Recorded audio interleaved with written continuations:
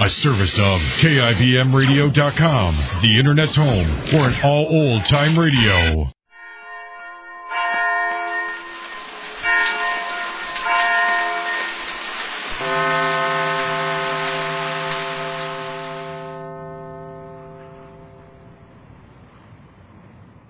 Well, the doctor told Mr. Race he should relax more.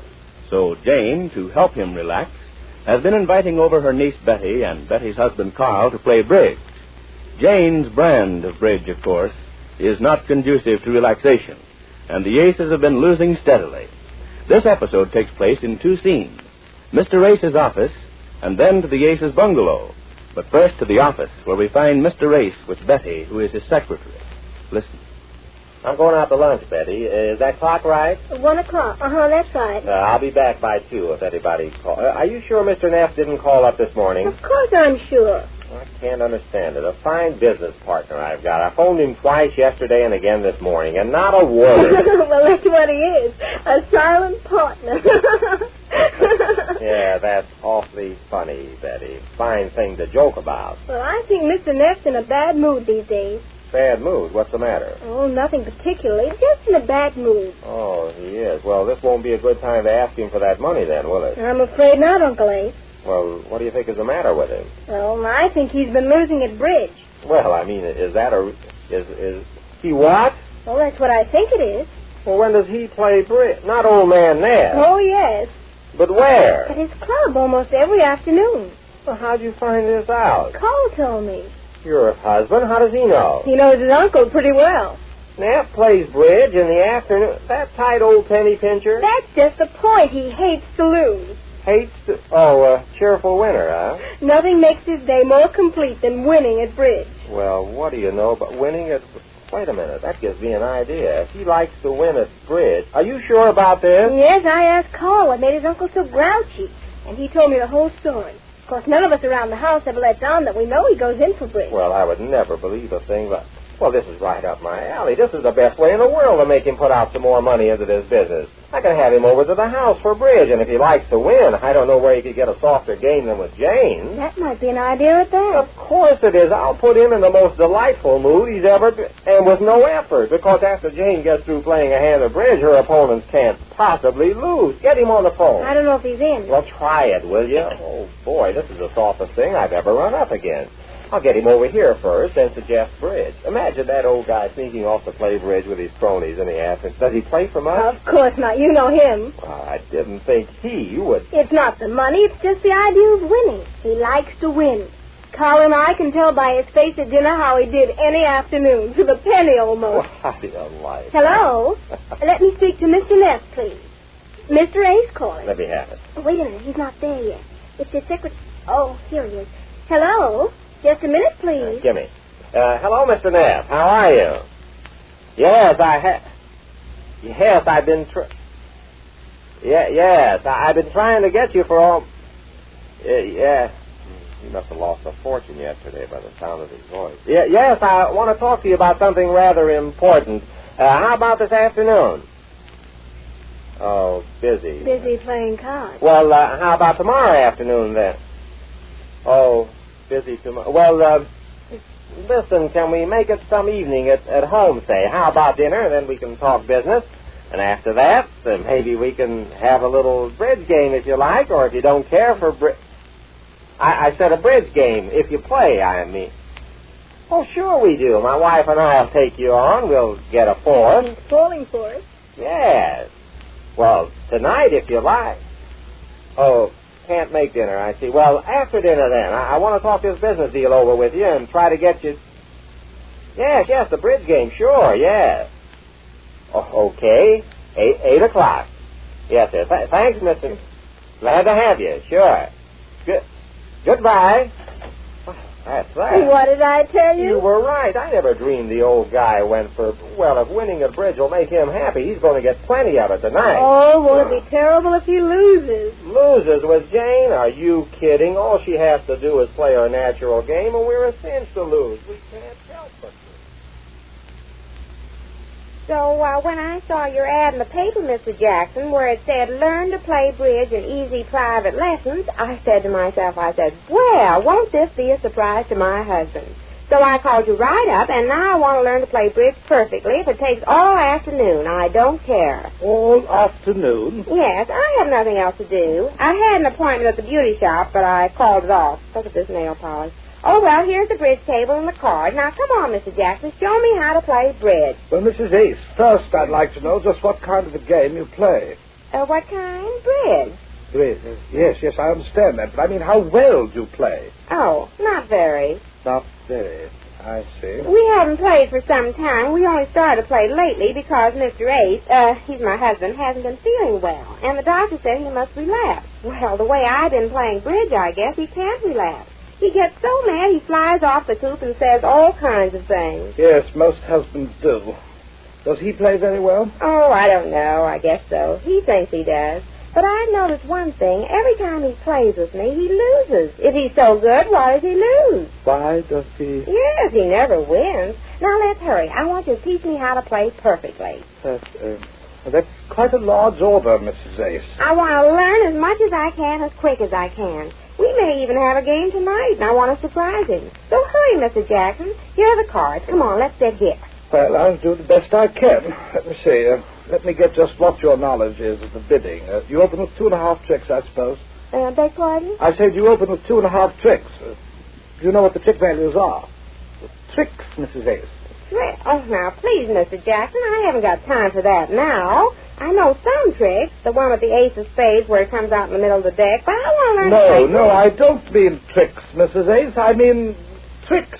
Mr. Jackson, will you please not waste my time? Mrs. Ace, one of the first principles of good bridge is an unruffled temper. I always try to control mine. Please don't upset it. Well, if you're going to talk about tricks... Now we're quite calm again. Let's start over. I think we'd better start by just dealing out some bridge hands. I'll deal out a hand here, and I'd like to see how you bid it. I'll deal out 13 cards to you. Here we are. I want you to sort them and give me an idea of how you bid the hand that I'm dealing. Oh, I didn't cut them. Wait, let me cut them. Cut? No, Mrs. Ace. That won't be necessary. I'm just dealing a sample hand. Now just pick up these cards. Like this? That's it. That's right. Well, look at them. I just want to get an idea of your bidding. How would you bid that hand? Oh, I see what you mean. Now, just a minute now. Let me see. Take your time. No, I can't take too much time. I've got to learn as quick as I can. I'll bid a heart. A heart. I see. Why? Why? Yes, why? Well, nobody stops to ask you why. They just pass, or they bid, or they double. Nobody says why. But I'm asking why because I want to get a line on your method of bidding. For instance, why didn't you bid a club with that hand? A club? With only one club in my... Mr. Jackson, are you sure you teach bridge? I didn't say you should bid a club. I'm asking you why you bid a heart. Well, that's a silly... Well, look at all these hearts. 1, 2, 4, 6, 7 hearts. And you ask me why. Anybody knows you bid a heart with all these hearts. Mrs. Ace, you have the ace-king of hearts, the ace-king of spades, and a singleton ace of clubs. That's 5 tricks. Your hand calls for a 2 bid. You bid 2 hearts. 2? Of course. Right away? But definitely. You must give your partner information. Mr. Ace, you mean? Yes, Mr. Ace. If he's your partner, you tell him that you have a 2 bid. Well, I'd rather not tell him anything, Mr. Jackson. I'm paying you to tell me. Why do I want to tell him? But you don't understand, Mrs. Ace. Bridge is a game of partnership. To get the best results, you must play it in partnership. You can't play it by yourself. By bidding 2 hearts to start with, you tell your partner you have a very good hand. 2 hearts, huh? Yes. But doesn't it make me sound too excited, bidding 2 hearts right away? You must bid 2 hearts. Oh, well, if you say so. Well, I better write this down then. Let me see. 7 hearts, ace, king of spades, and the ace of clubs must bid 2 hearts. There. Oh, it'll just be my luck never to get this hand again. Well, what next? Never get this, but you don't. Oh, well, mustn't lose my temper. Mrs. Ace, I think we'd better start a little further back. You're going to take a lot of teaching. Oh, not too much now. I've got to learn as fast as I... Oh, excuse me, the phone. Certainly, I'll deal out another hand while you... Hello? Yes, dear. Tonight? Nothing. Why? Who's coming? Mr. Neff, you mean for dinner? Oh. No, I wasn't going to invite anybody over, but I thought you'd want to play some more bridge tonight. Maybe we will? Well, all right. I got to hurry, dear. I can't talk anymore. Goodbye, then. There. You see? A bridge game tonight. Come on, Mrs. Jackson. Hurry. Show me. Well, after all, this is all. Madam, bridge isn't something that you learn in one afternoon. I could show you some of the fine points, but really, Mrs. Ace, you haven't grasped the essentials of the game yet. Oh, who wants that? Just show me how to play perfectly. Perfectly. Mustn't lose my temper. Of course, Mrs. Ace, I'll do what I can with the little I have to work on. You mean you're not very good? I'm not very good. Oh, well, I should have got somebody else in if you're not. Mrs. Ace, I'll have you understand that I've won at least a dozen cups at bridge. Cups? Yes, a dozen cups. No salty? Oh, I mean loving cups. Oh, please, Mr. Jackson. Well, we play for money ourselves, but it's not so much the money. I just want to learn to play perfectly, so Mr. Ace won't get so upset when I make mistakes. Practice makes perfect, Mrs. Ace. Well, come on, let's practice. What are we waiting for? Here it is almost 2 o'clock, and my husband gets here by 6. I don't want him to see you here. I want this to be a surprise when we play tonight, and he sees how much better I play. I'm afraid we won't be able to surprise him very much, Mrs. Ace. Why not? Because you have a lot to learn, Mrs. Ace. After all, I can see you're just a beginner. Beginner? Me? Why, I've played bridge for 8 years. 8 years? I wouldn't shout that, Mrs. Ace. Oh, I played bridge for 8 years. All I can say is that you haven't learned very much in those 8 years. Well, we haven't played every day. But after 8 years, if you learn even a little something every year, you should be pretty good by now. Oh, it just goes in one year and out the other. Yes, I can see that, all right. Well, I'll do the best. Well, Jane's got to do a lot of contemplating to develop her game. But won't this upset Mr. Ace's plans to let Mr. Neff win? We'll learn more about that when next we meet the Easy Aces. Countdown for Blastoff. X minus 5, 4, 3, 2, X minus 1, fire.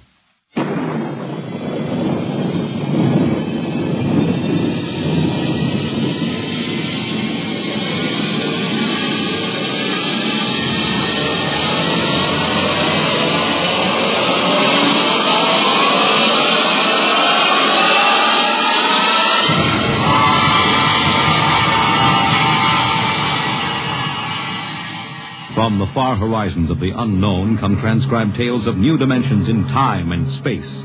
These are stories of the future, adventures in which you'll live in 1,000,000 could-be years on 1,000 maybe worlds. The National Broadcasting Company, in cooperation with Street and Smith, publishers of astounding science fiction, presents X minus 1.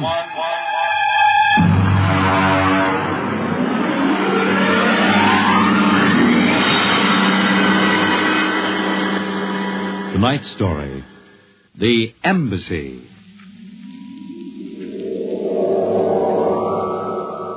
Out of the infinitude of stars and planets in the solar system and other systems in the universe, it is almost mathematically certain that other forms of life exist on other worlds.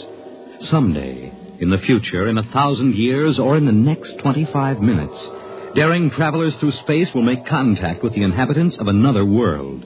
But the question is, will we contact them first, or will they contact us?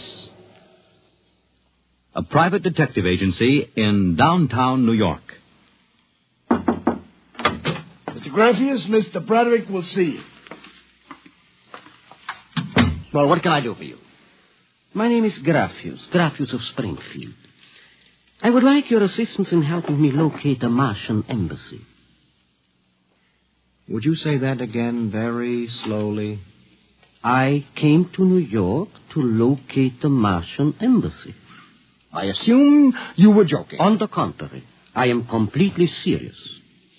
As it happens, I am interested only in Martians at the moment. I see. Okay, shoot.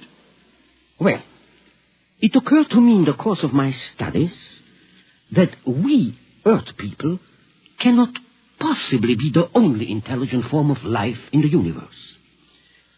Since Mars is older geologically, and since it is also an atmospheric planet, its evolutionary history could easily be similar to ours. Do you follow me? Well, so far, I can't say no.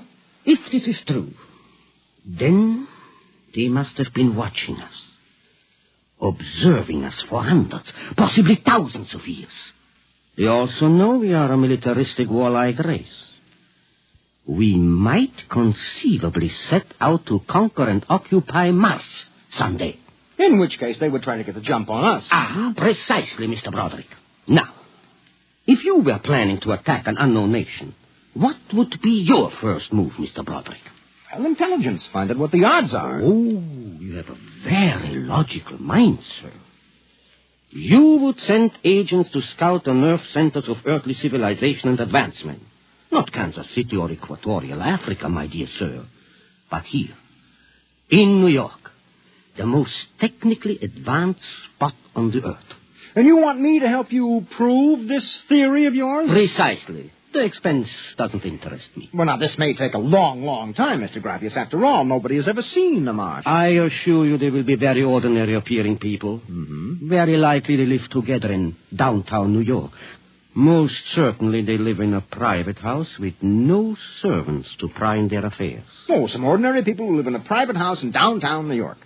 How much is there to look up Martians in the classified section of the phone book? There's one other lead which might help you. What's that?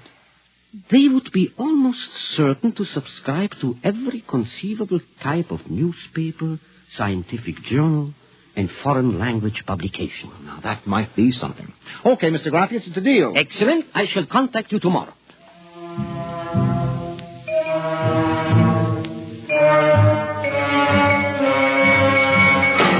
Boss, here's an address. Takes everything from Pick Magazine to the Manchester Guardian. Here, listen to this here. Pick, Look, Scientific America, the Daily News, Daily Worker, the Police Gazette, Journal of Engineering, a Scientific Quarterly, American Psychiatric Journal. Let me see that. Yeah. Oh, Doolin. Sometimes I wonder, what is the address on this? Well, it's 9 West 124th Street. Which happens to be the Harlem branch of the New York Public Library. Oh. Now, listen, Noodlebrain, what we're looking for is a private house. Oh, boss, what is the sense of all this? You know there ain't no Martian embassy in New York. This crackpot is paying us $100 a day, and we got to keep him happy. Do you understand? Yeah. Also, I have a hunch that Mr. Graphius is not looking for any Martian embassies. He is looking for something quite different. So we are going to find it for him.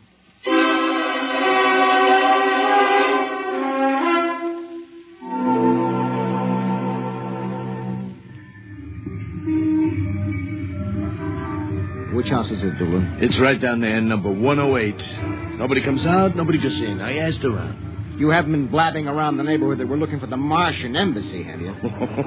Boss, I'm stupid, but I ain't that stupid. So who'd you talk to? I struck up what you might call a casual acquaintanceship with those two girls standing with the baby carriages up the street. That cute one is real cute. Now, look, Doolin, don't try to do anything intelligent, all right? Just keep walking up and down, see? Check. I'm going back to the office to meet Graphius. I'll see you later, boss.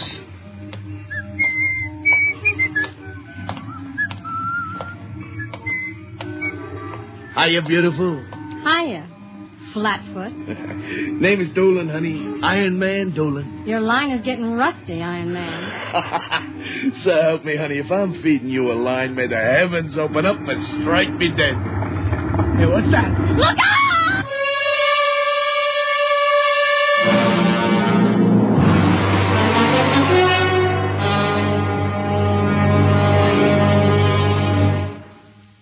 I'm sorry to have kept you waiting, Mr. Graphius. Thank you. But I've had Doolin casing our first lead for a week now. It's a house down in Greenwich Village, privately rented, number 108 Conklin Street.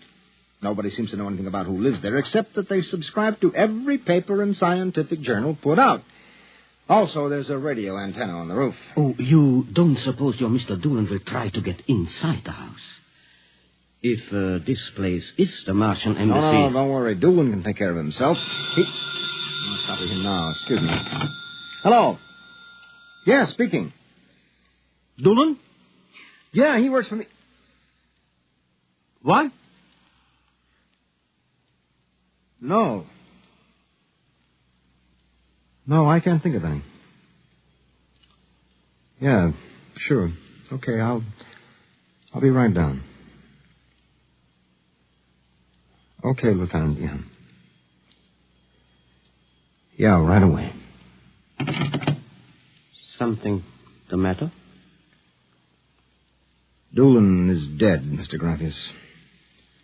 All right, come on. We get a cab. I have to identify the body.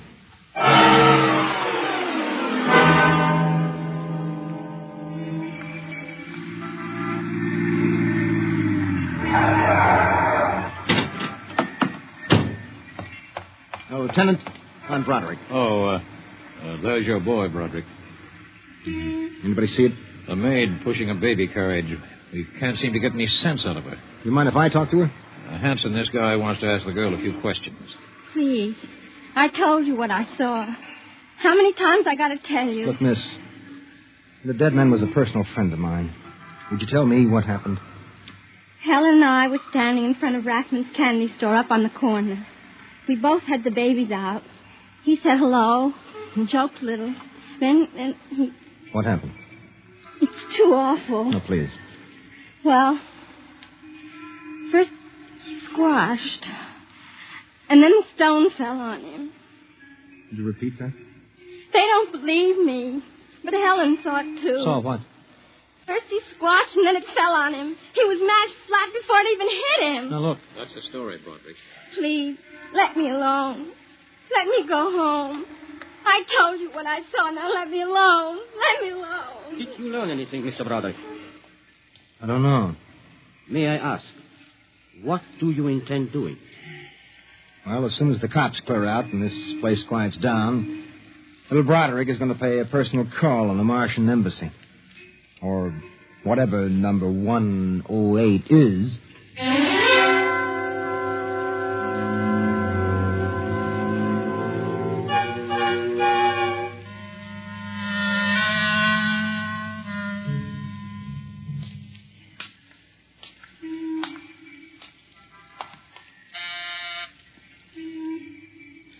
Whatever you are, open that door.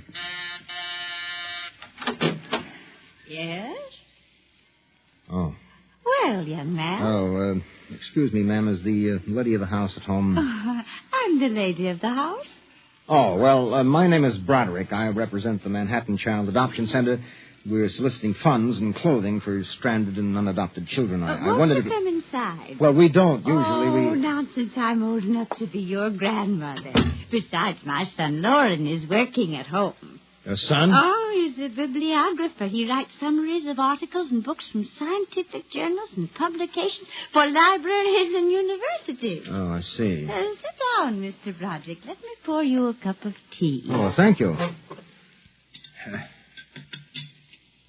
Well, you know, I'm not much of a tea drinker, but it seems to have a strange taste. Oh, it's my own recipe. Uh-huh. Well, I think that I'd better be running along but now. You haven't finished your tea, Mr. Broderick. No, really. I feel a little funny. I'll call Lauren. No. Sorry, I'm leaving. I just feel kind of dizzy. I'm sure Lauren would like to hear about the adoption center. I'll call him. No, don't. But I must. Besides, you aren't well. Tea. Lauren! I've got to get out. Lauren, hurry! Look out. Get out of my way. No. You must stay. Yes, Mother. You drugged my teeth. You let go of my arm. Lauren! Let go. No! Oh! I've got to get out the front door. Open. What happened? The other one, that Broderick, he was here. I drugged his tea. He got away? He was suspicious. Fool! Idiot! Go after him. Risk another murder on our doorstep. Are you insane? But he suspects. Well, we'll have to take our chances. We'll have to think of some other way. If he goes to the authorities... Oh, they'll laugh at him. How did they find out? I don't know how. But I'm certain someone else sent them. Who? I don't know. I'm afraid to let myself think. It might be. It just might be them.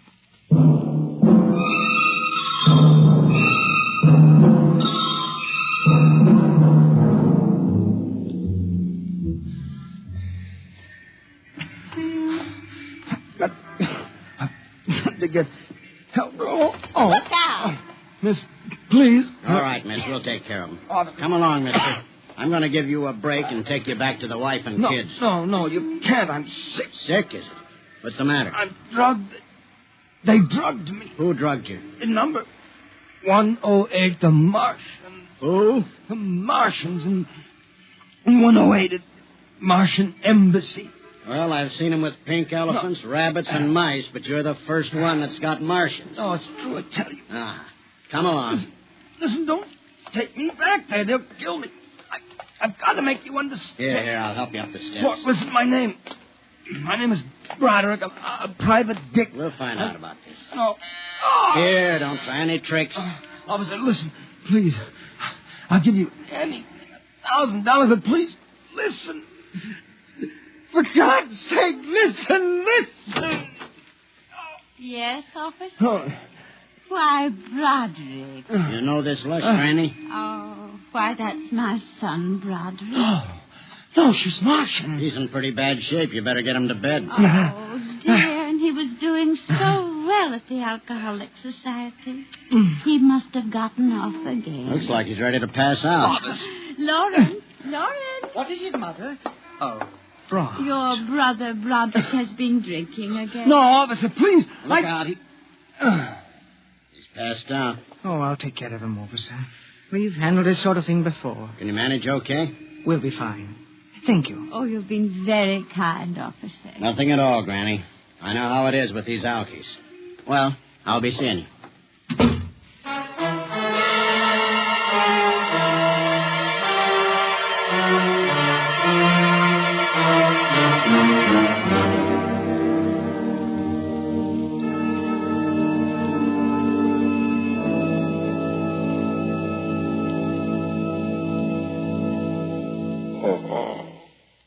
Martian Embassy. Martian. Oh, my head. Our Mr. Broderick is regaining consciousness, Mother. What happened? I can't get up. No. Do not struggle, Mr. Broderick. It will be impossible for you to rise from that chair. The pressure from this ray will keep you there. Ray? Who are you? Well, you've already guessed, Mr. Broderick. You mean this really is the Martian Embassy? Yes. Yes, you have the honor to be the first prisoner of the Imperial Government of Mars. First prisoner? Yes. After the invasion, of course, you will all be our prisoners. What sort of nonsense is this? No nonsense, Mr. Broderick. As your people will soon find out. Our preparations for invasion are nearly completed now. As soon as we give the signal, our armed forces will launch a surprise attack. And then the Earth will be ours. Crazy. Or not half as mad as you, Mr. Broderick, to come muddling so foolishly into our affairs. It was a mistake, Mr. Broderick. A fatal mistake. So Doolan's death was no accident, then, huh? Oh, assuredly not. We found it necessary to use a pressure ray on your friend. The block of concrete was an afterthought. We thought it might help to divert suspicion. All right. So what happens now? If you cooperate, you can look forward to a quick, painless death. Like your friend, Mr. Doolan. If not? Well, this pressure ray has many delicate adjustments. It can move a pin, or it can crush a boulder. Let me demonstrate. Oh!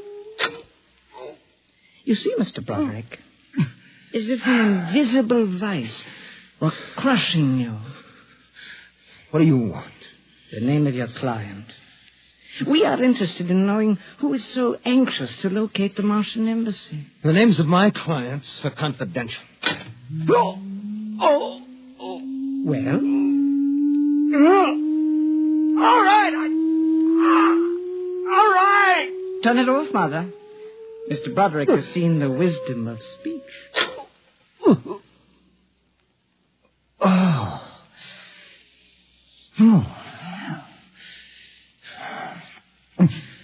His name is Graphius.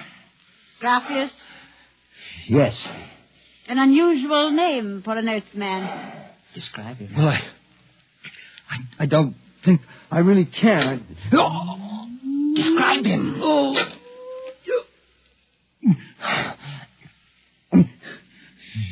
He's tall. With a big forehead. He's about 60. Wears thick glasses. He's bald. Lauren, it sounds like one of them. Yes. Yes, it does. Contact the planet. Tell them we suspect that our plans are known. Ask for an acceleration of the invasion day. At once. What about me? Oh, I am sorry, Mr. Broderick. But I'm afraid you know too much now. In exactly 5 seconds, you will feel the full impact of the ray which faces you. I would suggest that you relax and meet your fate calmly. But no, wait a minute. You will feel no pain, just a wall of force crushing you. Yes, but listen. 5. But you can't do this. 4. This isn't human. Yes, I know we're not human. 3. Yes, but do you understand? 2. No. 1. Mother in heaven. Now. Lauren!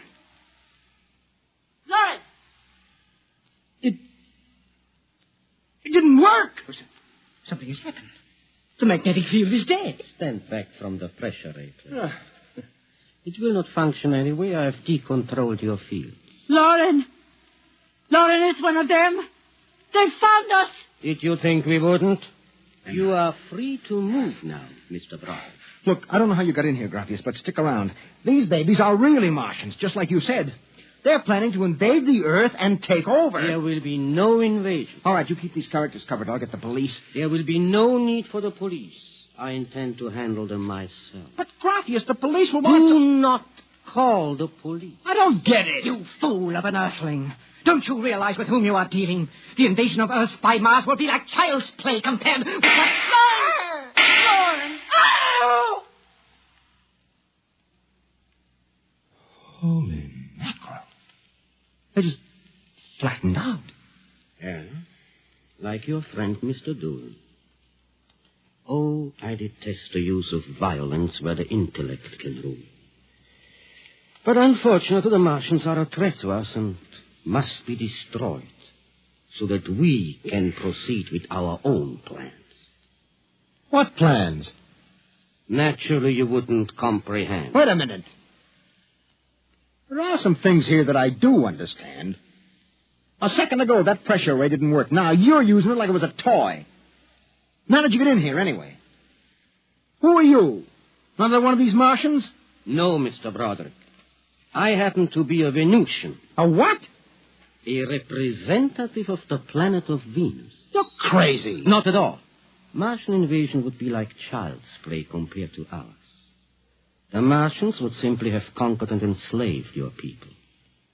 We Venusians intend to exterminate you completely. Then I suppose that you were going to start by knocking me off. On the contrary, you are free to leave any time you please. Leave? Yes. Are you kidding? I know your plans, the invasion. I could go... Tell the police? Go ahead. Huh? Why don't you try it, Broderick? Because the minute I turn my back, you're going to let me have it. Suppose you try it and see. I have no interest in stopping you. Go ahead. Run to the police. Tell them anything you like.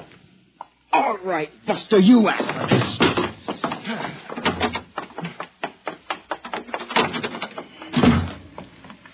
Alive. You let me go. Here.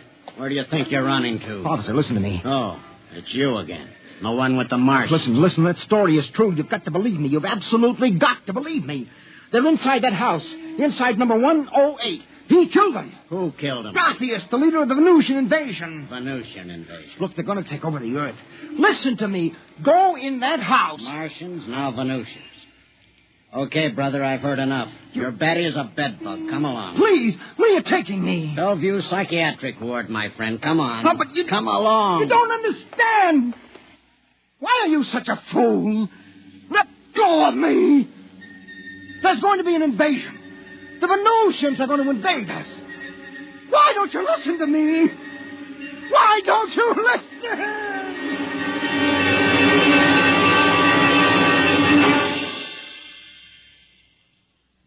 You have just heard X-1, presented by the National Broadcasting Company in cooperation with Street and Smith, publishers of astounding science fiction. Tonight, by transcription, X-1 has brought you The Embassy by Donald A. Wollheim, adapted for radio by George Lefferts. Featured in the cast were John Larkin, Theo Getz, Bill Zuckert, Audrey Blum, Virginia Payne, Clark Gordon, Jack Orison, and Reese Taylor. Your announcer, Fred Collins. X-1 was directed by Dan Sutter and is an NBC Radio Network production.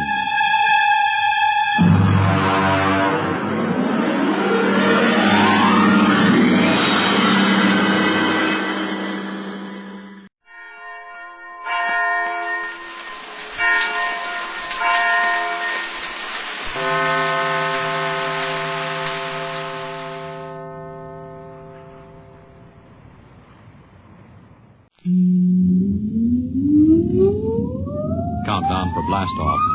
X-5, 4, 3, 2, X-1, fire.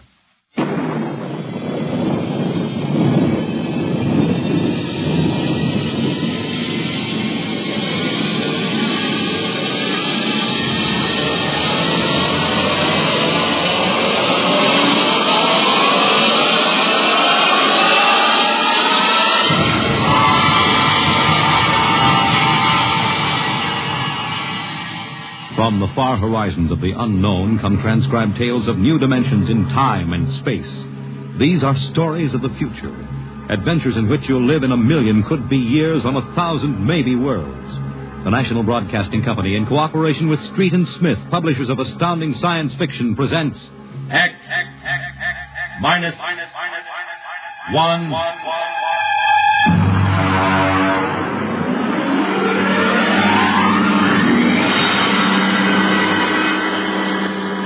Tonight's story, Ray Bradbury's tale, The Veldt.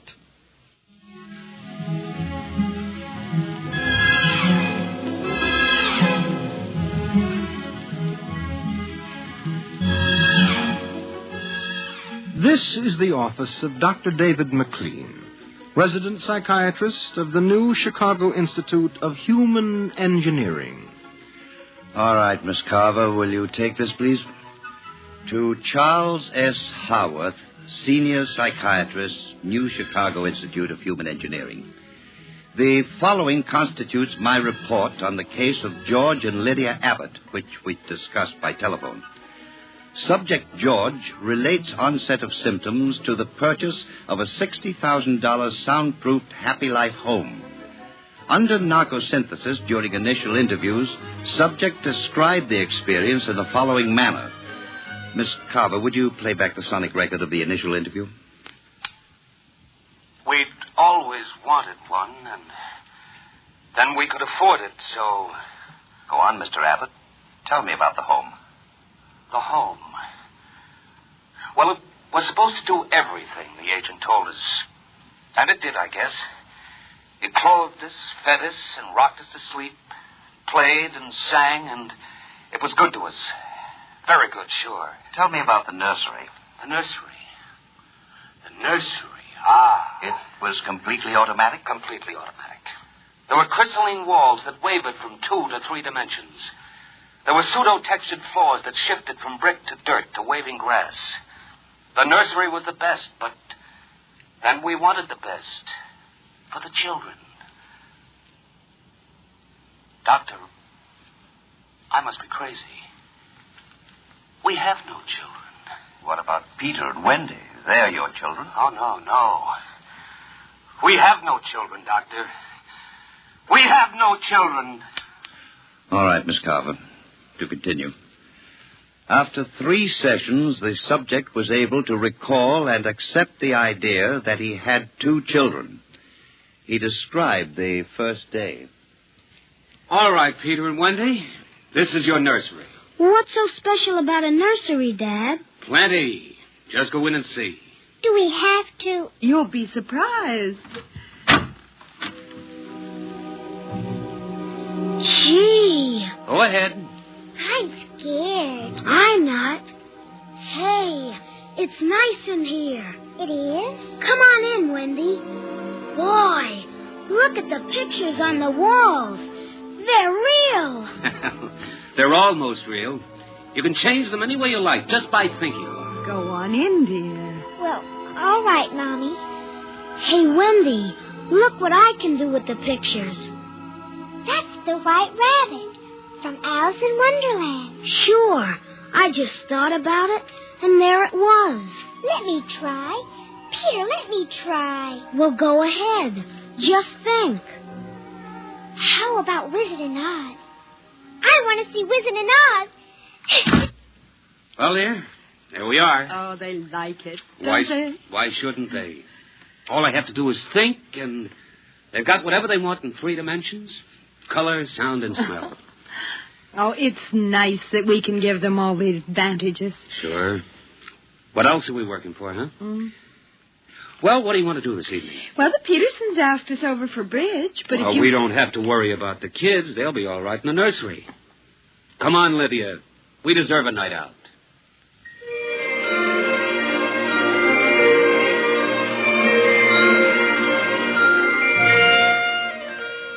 And in the nursery, the walls were a kaleidoscope of time and space and imagination. The green forest of Sherwood and the quiet forms of Robin and his merry men gave way to the roll of the high seas and the smell of salt in the air as Sir Henry Morgan sailed into the harbor at Jamaica. And behind the crystalline quartz walls, the vacuum tubes and grids and banks of metal image tape spun quietly and efficiently, erasing the line between illusion and reality. Of course, the electric bill from Consolidated Utilities was tremendous, but it was worth it. The happy life home breathed contentedly as life proceeded with soft automaticity as guaranteed in the brochure and bill of sale. George. Hmm? George, I wish you'd look at the nursery. What's wrong with it? I don't know.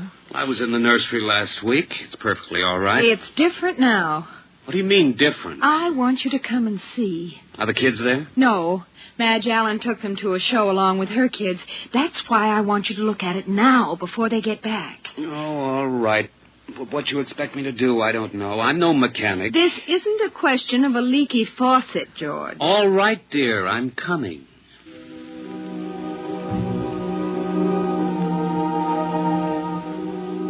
The nursery light flicked on as they came down the hall. The relays clicked and the tubes warmed and chemical odor banks and pipes bubbled into life as they paused before the closed door. Go ahead, George. Open it.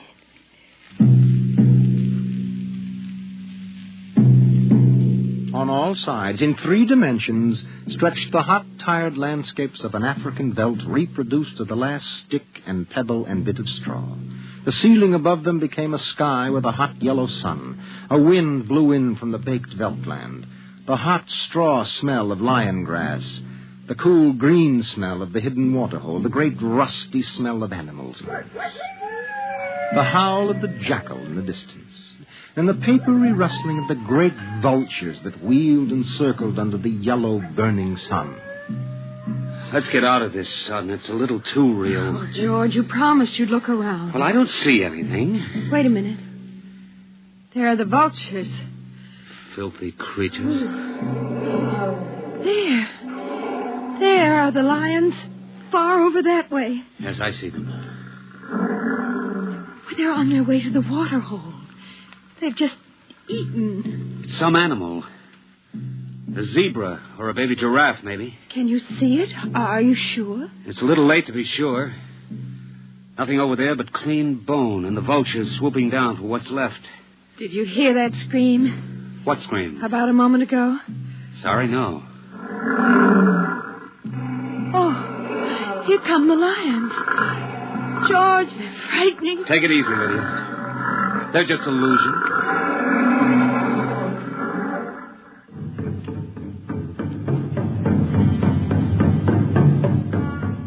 The lions were 15 feet away.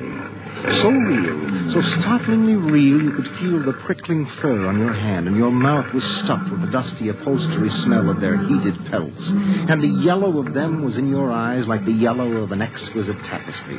The yellows of lions and summer grass, and the sound of the matted lion lungs exhaling on the silent noontide, and the smell of meat from the panting, dripping mouth. George, I'm afraid they're so real. They're only an illusion, Lydia, that's all. Watch out! Out, quick, outside. They almost got us. Now, take it easy. Calm down. I could feel their breath. Get a hold of yourself, Lydia. They aren't real. Walls, that's all it is. Crystalloid walls. They look so real. Of course they do. But it's all dimensional color reactionary process and metal tape film behind glass screens. It's all odorophonics and sonics. Now, here. Take my handkerchief. I'm afraid. Did you see? Did you feel it? It's too real. No, Lydia. And we've got to tell Wendy and Peter not to read any more on Africa. Of course, dear. I want you to lock that place up. But you know how difficult Peter is about that. I punished him last week by locking the nursery for an afternoon, and he threw a tantrum. And Wendy, too. Well, they live for the nursery. It's got to be locked. That's all there is to it. You've been working too hard, Lydia. You need a rest. I don't know. Maybe I don't have enough to do. I have too much time to think. All I do is set the menu selector dials at the beginning of the week. But that's the whole idea. The house is automatic. I know, but couldn't we turn it off for about a week and take a vacation? You mean you want to fry eggs for me? And darn socks. I feel like I don't belong here. The house is wife and mother and maid. How can I compete with the African belts? George, those lions can't get out of there, can they? Of course not, dear. Now, don't think about it anymore.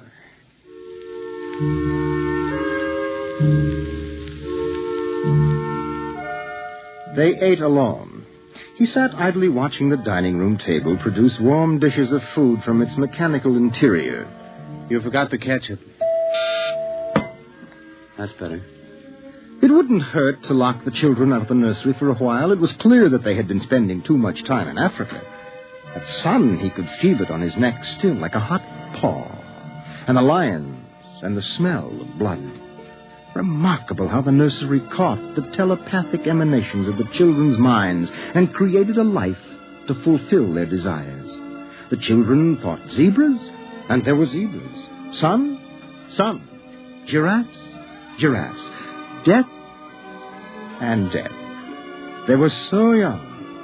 But long before you knew what death was, you were wishing it on someone else. But this, the long, hot African belt, the awful death in the jaws of a lion, and repeated again and again and again.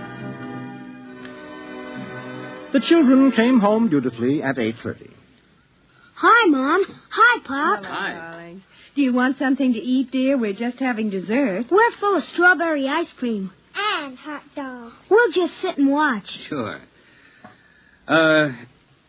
Peter, tell us about the nursery. The nursery? All about Africa and everything. I don't understand. Well, your mother and I were just traveling through Africa with rod and reel. There's no Africa in the nursery. Oh, come now, Peter. We know better. I don't remember any Africa. Do you, Wen? Go run and see, huh? Sure. I'll be right back. Wendy, come back here. Wendy. Oh, she'll be right back, Pop. She doesn't have to. I've seen it. Come on. Sure, Pop. But Wendy will tell us. Open the door. See, Daddy? It's not Africa. It's Florida. Like in Bambi. There go the deer. See? It isn't Africa. I see it isn't. Go to bed. But it isn't 9 o'clock. You heard me. Go to bed. Okay. Good night, Mom. Good night, Pop. Good night. Good night, dear. I'll be right in. Wait a minute, Lydia. Look at this. What is it? This is the corner where the lions were, isn't it? What is that you picked up? An old wallet of mine. There's a smell of hot grass on it. The smell of a lion. It's wet with saliva. It's been chewed. George, those smears of blood. Come on out. Now let's go to bed.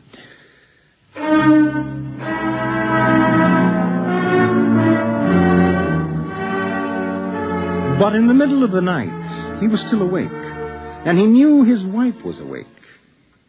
George, how did your wallet get in the nursery? I don't know. Wendy must have changed the walls from the African veldt.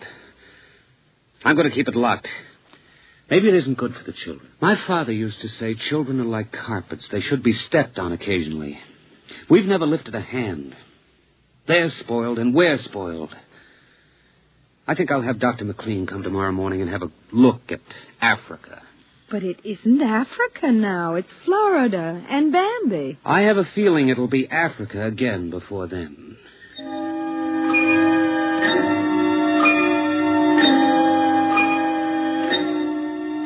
Although their automatic somno beds tried very hard, the two adults could not be rocked to sleep for another hour. A smell of cats was in the night air. And in the morning, the stove cooked French toast, and the dining room table poured the syrup and melted butter. Pop, Yes? you aren't going to lock up the nursery for good, are you? That all depends. On what? On you and your sister. We feel you should have some variety, dear. I wouldn't want the nursery locked up ever. Well, as a matter of fact, we're thinking of turning the whole house off for about a month. Sort of camping out. Be fun for a change. Now, don't you think so, Wendy? No, it'd be awful. I don't want to do anything but look and listen and smell. What else is there to do? Oh, all right, all right. Go play in Africa. Are you going to shut off the house soon? We're considering it. I don't think you better consider it any more, Pop. I won't have any threats from you, son. Okay, Pop.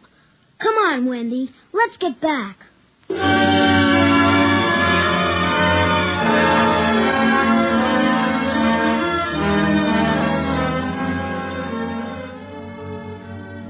After breakfast, Dr. David McLean arrived.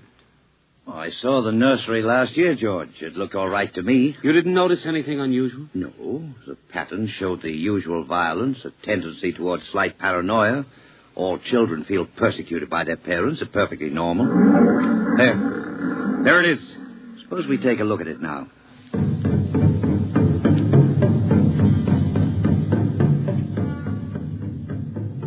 They entered without knocking and sent the children out. The screams had faded and the lions were feeding quietly under the trees. I wish I could see what they're eating. How long has this been going on? A little over a month. Certainly doesn't feel good. I don't want feelings. I want facts. George, a psychologist never saw a fact in his life. He knows about feelings. And this doesn't feel good. Now, my advice to you is to have the whole room torn down and your children brought to me every day for the next year for treatment. Is it that bad? I'm afraid so. You know, that's why the nursery was developed originally, to let us examine the patterns left on the wall by a child's mind. But what is it? What's wrong with Peter and Wendy? Well, it's hard to say. I haven't punished them more than average. Oh, I took away a few gadgets. Last week, I locked the nursery to show I meant business. You've let this room replace you and your wife in your children's affections. This room is their real father and mother. And now you come along and want to shut it. Well, you can feel the hatred coming out of that sky. George, turn everything off. The nursery, the automatic kitchen, the whole automatic house. And start now. But won't the shock be too much for the children? I don't want them going any deeper. Let's get out of here. I never like these rooms and get nervous. Those lions look real, don't they? I don't suppose there's any way... What? That they could become real. Not that I know. Some flaw in the machinery, tampering? No. I don't imagine the room will like being turned off. Nothing ever likes to die, even a room. I wonder if it hates me for turning it off. Paranoia is thick today. Well, hello. Is this your scarf? It's stained. Brown. Blood. That's Lydia's. Come on, the main fuse box is out here. Right, go ahead. Pull the switch.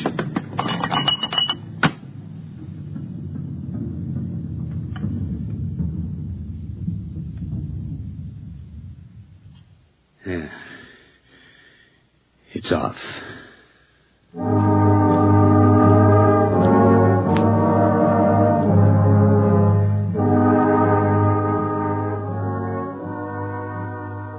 The two children were in hysterics. They screamed and kicked and threw things. They yelled and sobbed and swore and jumped on the furniture, weeping. It's off and it stays off. The whole house dies as of now. He marched around the house, cutting switches and pulling fuses. Don't let them do it. Don't let Pop kill everything. I hate you. I hate you. Insults won't get you anywhere. I wish you were dead. We were for a long while. Now we're going to start really living. Instead of being handled and massaged, we're going to live. Once more, Daddy. Just once more. One more minute of the nursery, that's all. Just one more minute. Oh, George, it can't hurt, really. Oh, all right, only shut up. 1 minute, and that's the end. Forever. Gee, thanks, Pop. Thanks. And then we're going on a vacation. Dr. McLean is coming in half an hour to help us out. Lydia, turn on the nursery for just a minute. Oh, boy. Come on, Wendy. Come on. Thanks, Daddy. Thanks a lot. Just 1 minute, remember. Now, where'd I put those suitcases? Lydia! Don't shout, George. I'm right here. Did you leave them alone in the nursery? Well, I've got to get ready, George. Well, I guess we'd better get them out of there before they get involved with those beasts again. Pop! Pop, come here! Daddy! Mommy! Come on, quick. Wendy! Peter! What's the matter? Hurry up. Open the nursery. Wendy! Peter! They aren't anywhere. Wendy? Peter? Peter! The door. Open the door. They've locked us from the outside. Peter! Peter! Wendy! Peter! Open the door, dear! Let us out, Peter! Open the door. It's time to go. Open the door! George! The lions! Peter, do you hear me? Open this door! They're all around us, George! Son! Son, do you hear me? Let us out! Son! George! Look out! The lions! They're coming!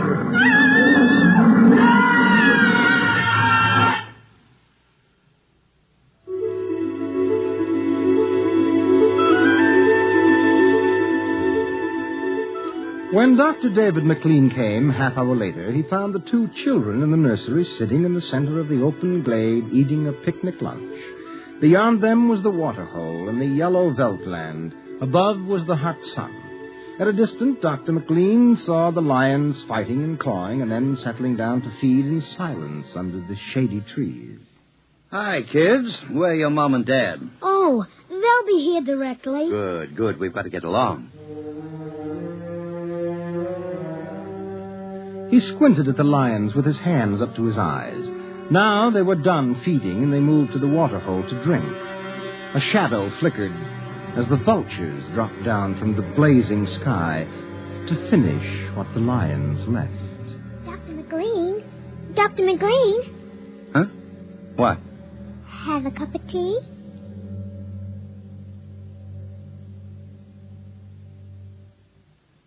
Which concludes my report to date. There were no lions, of course. Not in a physical sense. Lydia and George were devoured, however, almost as surely as if there had been lions. Their personalities were devoured by the mechanistic marvels which had usurped their role as parents. All four members of the family are under intensive therapy now and are doing as well as can be expected. Send that by telerope, Miss Carver. Oh, and would you ask George Abbott to step inside? I'm ready for him now. You have just heard X-1, presented by the National Broadcasting Company in cooperation with Street and Smith, publishers of astounding science fiction. Tonight, by transcription, X-1 has brought you The Veldt, written by Ray Bradbury and adapted for radio by Ernest Kenoy. Featured in the cast were Mary Patton, Bill Quinn, David Pfeffer, Beverly Lunsford, Charles Penman, and John Larkin. Your announcer, Fred Collins. X-1 was directed by Dan Sutter and is an NBC Radio Network production.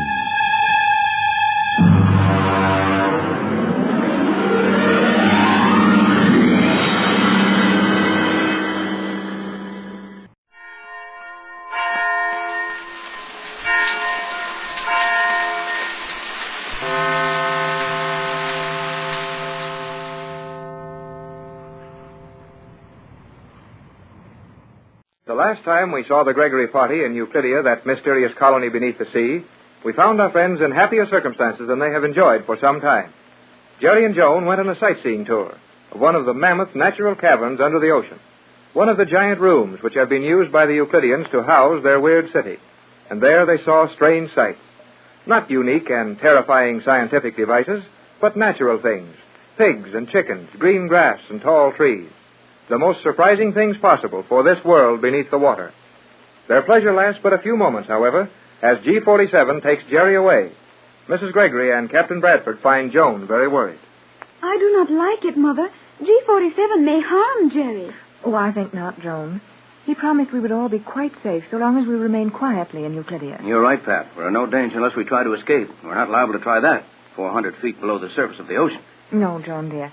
And let's think about more pleasant things for a moment. You said you and Jerry saw the old skipper. He is caring for the chickens on the other side of that soundproof wall. Better not disturb him if he's busy. These Euclideans might not like that. I think that is the correct attitude, Captain. Then perhaps we can find our old yacht engineer, McLeod. He is attending the pigs. Attending the pigs? I bet the pigs would appreciate that if they could hear how nicely you worded, Joan. But never mind that. I'd like to see Mac for a minute, even if he is busy. I have no idea where the pigs are to be found. In what manner of place would pigs be likely to congregate? Oh, my dear. You'll never realize how much good you're doing us until you've lived for some time in our world. Pigs are not usually referred to as congregating, but I suppose that will do. I am sorry I do not have a larger acquaintance with pigs. Forget it, Joan. Let's walk around here a while and see what we can see.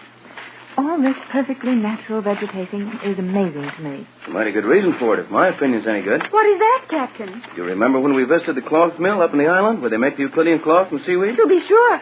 I conducted you to that room. Who could forget that place? Where the machines made such a frightful clatter you could hardly hear yourself think. That's what I'm getting at. When we stumbled into that room, we had been walking without making a sound, opening and closing doors without a sound, riding in noiseless elevators. Then all at once a terrific din struck our ears. It was all done for a good reason. Precisely, Captain Bedford. As you so promptly surmised at the time, those machines were deliberately made noisy to aid the Euclideans in retaining their normal sense of hearing. Well, I'm sorry to have been so stupid about this, but I'm finally getting the idea. All of this naturalness, cows, trees, noise when we walk, all of these things are kept here in their natural state so that the Euclideans will remember how to behave when their time comes to go out into our world. I am glad we will be allowed to see things as they are in your world. All of my life, until you came, was spent up in the island, and there everything was artificial. Even our food was strange in comparison to what I now know as normal food. I think this atmosphere is good for all of us, Joan. We can keep up our spirits a lot easier among things we understand. Yeah, that's all right, but let's not forget that these Euclideans are just as dangerous and just as watchful in this weird undersea city as they were on the island. I would like very much to explore some of the other large caverns. The others? Are there others, Joan? Yes, the submarine commander explained to Jerry and me that this is only one of 13 such chambers. Do you know what is in those other caves? No, Mother. Let's go and find out. I would enjoy that, but I do not want to leave Jerry here. We're certainly not getting anywhere this way. Don't be too sure of that. We're on one of those noiseless steel runways now. So we are, and I believe it leads upward. Well, let's take a chance and go up on it. Perhaps we can come out on that balcony again, and this time we'll watch everything that's to be seen and plan our tour. Hello there. Pat, did you hear that? Well, I did hear something. Perhaps Jerry is calling us. Jerry never saw the day he could make a noise like that. Hi, over there. Hello. Tex, that sounds like McLeod. That's who it is, and he's coming this way. Is this gentleman the engineer from your yacht, Mother? Yes, dear. And poor Mac has been down here ever since we first found the island, I suppose. There you be, Mrs. Gregory, and Captain Bradford. Hello, Mac. Oh, I'm glad to see that you're alive and well, Mac. How do you do? And how do you do, my lassie? You're as beautiful as your mother, and heretofore I had no thought that possible. Well, thank you, Mac. I see you're diplomatic as ever. More so, Mrs. Gregory. I've got a bit of a job here now that requires no little diplomacy. I thought you had something to do with pigs now, Mac. Pigs they are, and a fine task it is to handle them. But even so, it's no on the easy side compared to marine motors. What did I tell you about the old skipper, Mother? Now you can see that Mr. McLeod likes his pigs better than he did your yacht. Why, Mac, that's treason. If that good treason, make the most of it. I never want to leave this place again. Mac, you're not serious about this thing. You wouldn't actually stay here through choice. I would that. Everything is perfect here. Even the sunlight is regulated properly, so my pigs get a right amount of it every day. I was trying to explain that to Jerry. Sunlight? What do you mean, Mac? The artificial sunlight we use here in the domestic animal sector. Ultraviolet light is something like it, but this is better. Well, how is it different and better? I cannot explain it to you, Captain. But G47 will if you ask him. And now I must get along to my pigs. Well, hold on a minute, Mac. I have some questions to ask you. I'm sorry, but the question will have to wait. I must see about my pigs. Well, Tex, what do you think of that? I don't understand it, Pat. And I don't like it. McLeod was one of the best marine engineers who ever held a ticket for all engines and all oceans. And he loved the sea and an outdoor life more than any man I've ever known. Yet he seems content to stay here with the Euclidean pigs. That's the very thing I'm so afraid of. The thing I've tried to warn you against all along. It's so easy to find things attractive in this sort of life. Yet we know it's wrong.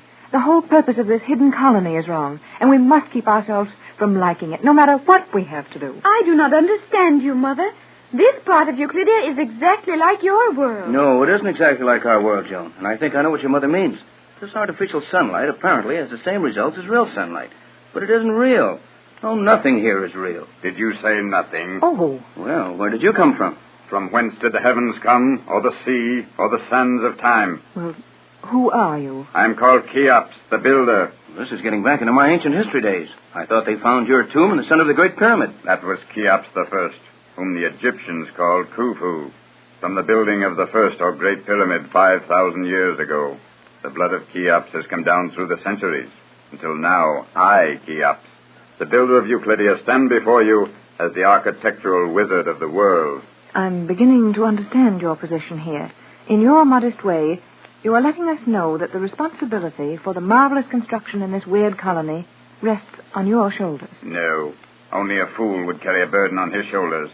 I carry them with my intelligence. Well, maybe you're right, but there must have been some strong backs and willing shoulders somewhere along the line when all this construction went on.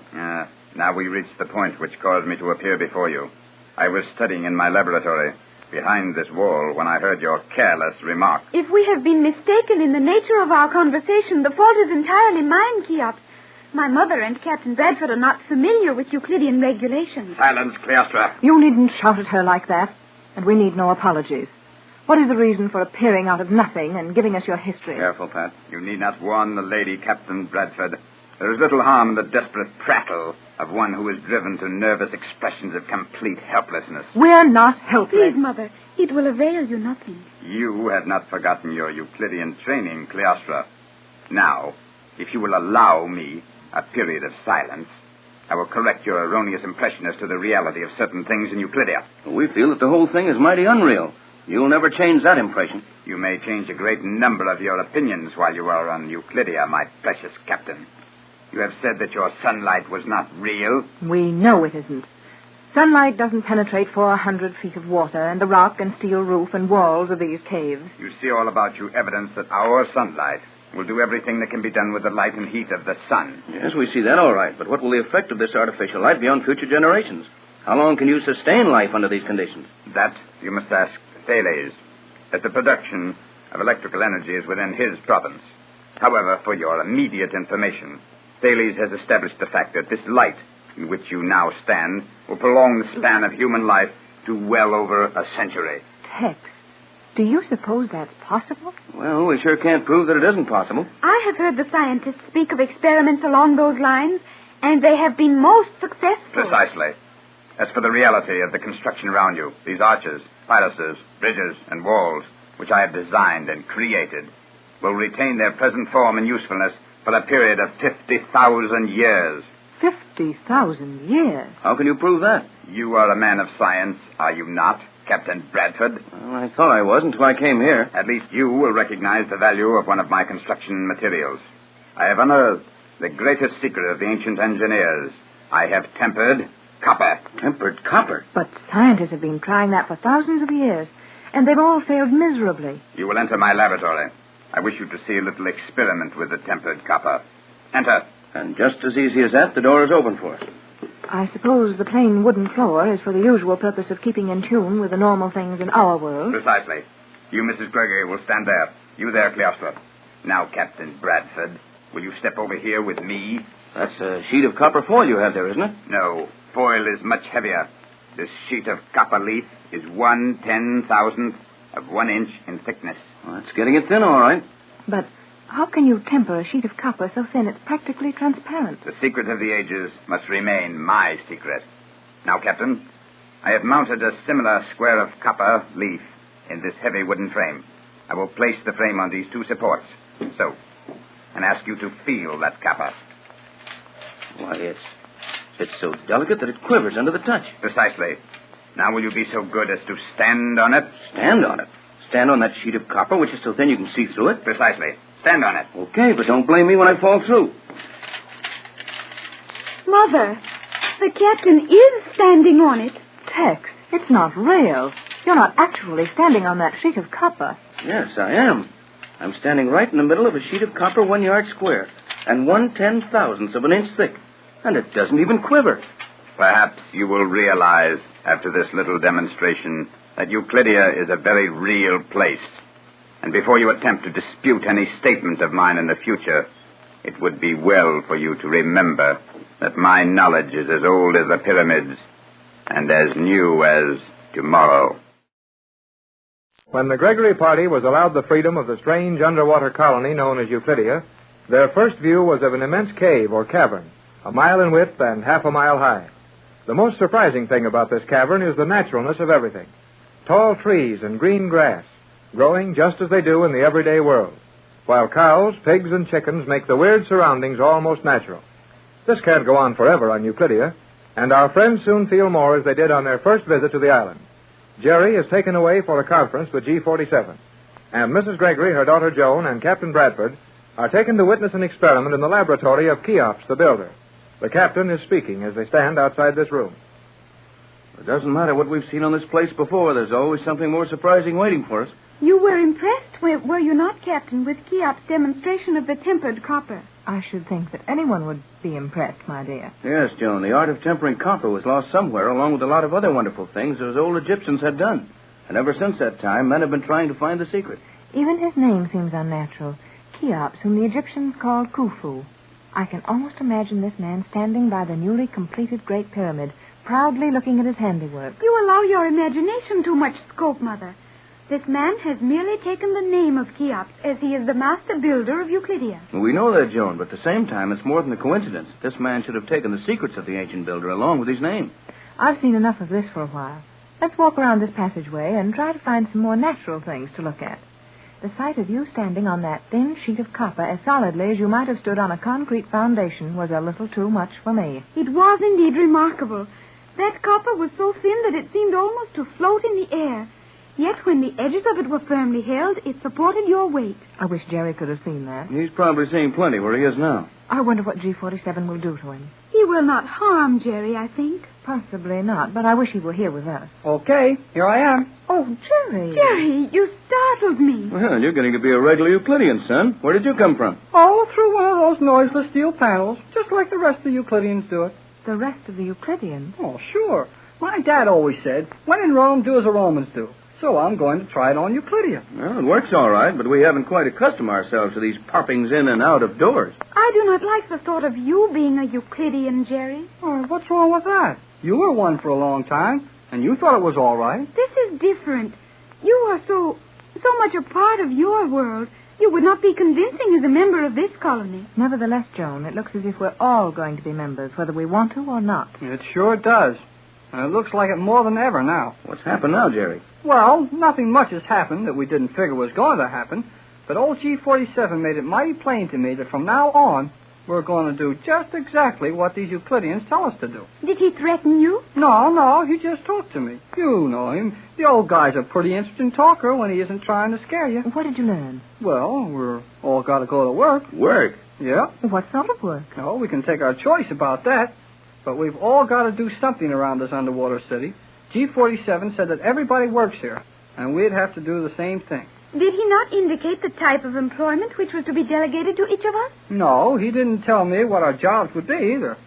Jerry, you understood me perfectly. Now, hold it, you two. Let's don't fight yet. No, please. We must keep our minds on the possible meaning of Jerry's news until we decide what steps to take. Was any particular qualification given you, Jerry?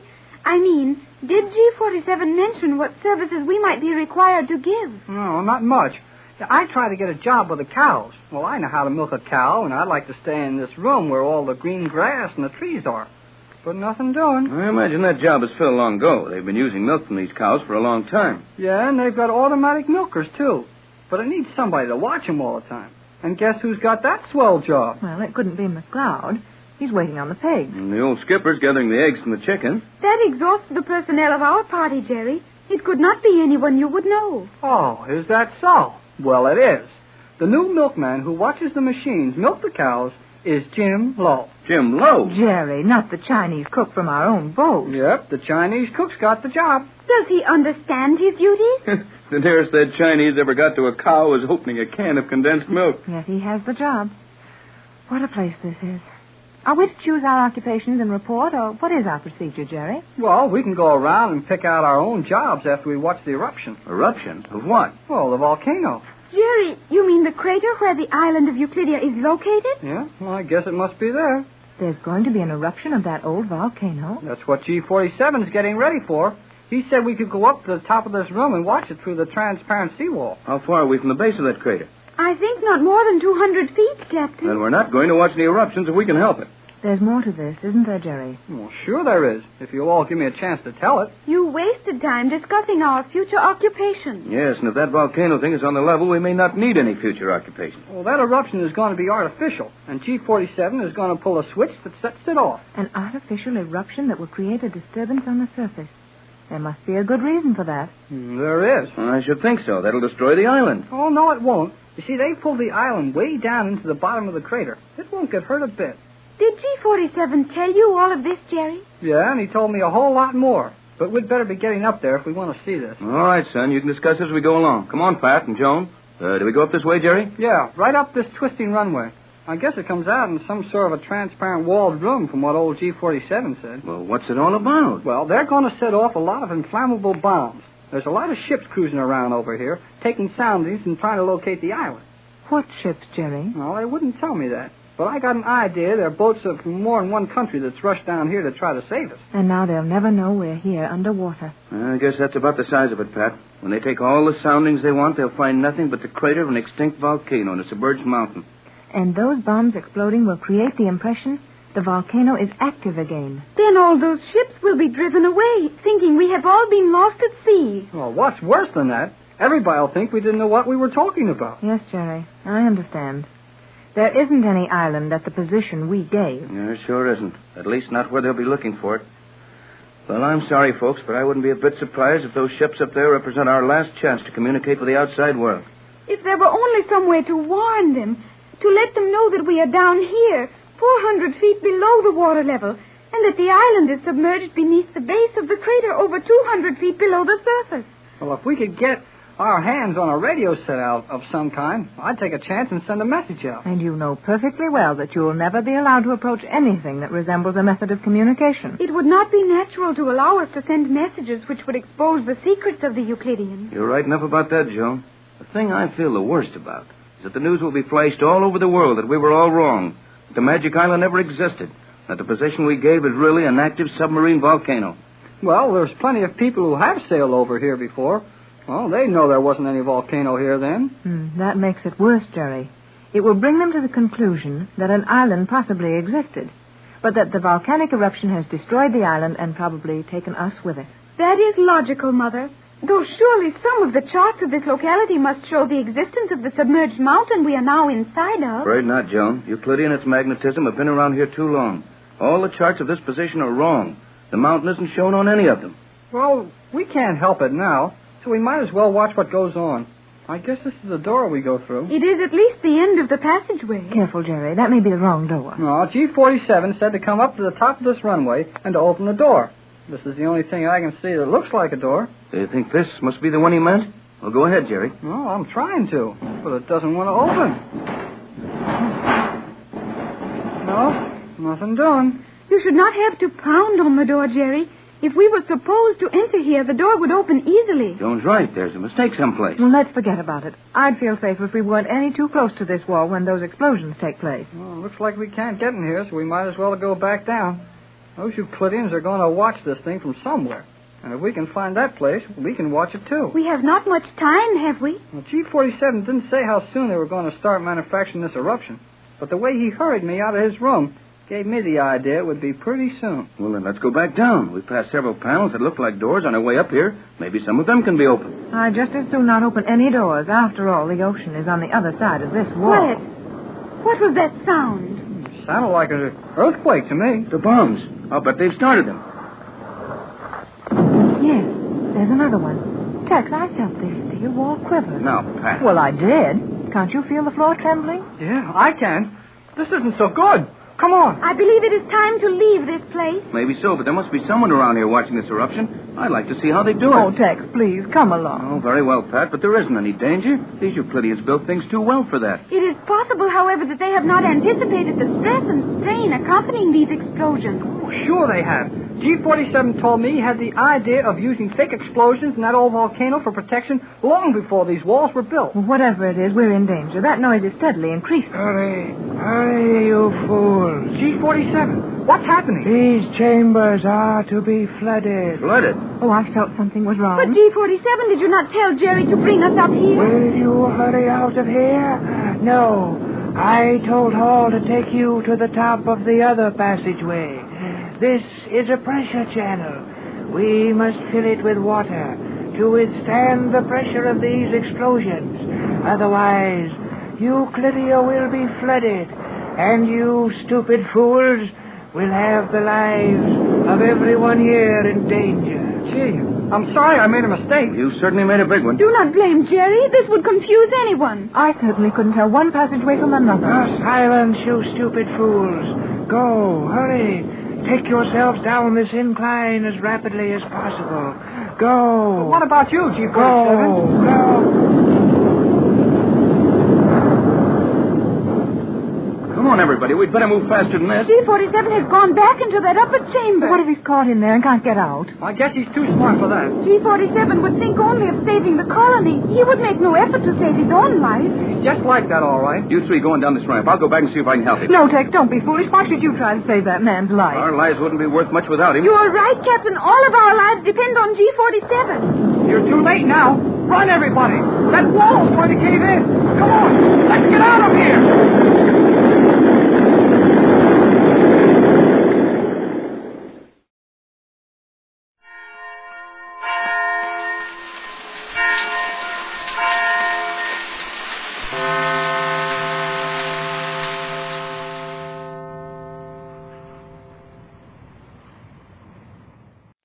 Buck Rogers in the 25th century.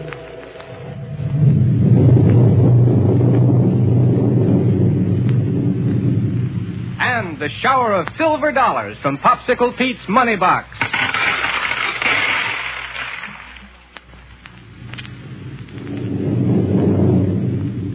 Buck Rogers, the amazing young fellow who was born right here in our own 20th century, but who was held in a state of suspended animation for 500 years. And now he's living in the highly mechanized and super scientific world of the 25th century. In company with Lieutenant Wilma Deering, a girl soldier, and Dr. Hewer, the greatest scientist who ever lived, his life is one thrilling adventure after another. Why, just recently they flew their rocket-powered spaceship to the far-off planet Jupiter to run down Killer Kane and Ardela, arch criminals of interplanetary space. But now they're back on Earth again. And our story opens in the weird and wonderful laboratory of Dr. Hewer at Niagara, the capital of 25th century America. We find the old scientist alone, working feverishly over a mass of strange diagrams and complicated formulas that cover the top of his desk. Let's join him there. Here we go, 500 years into the future.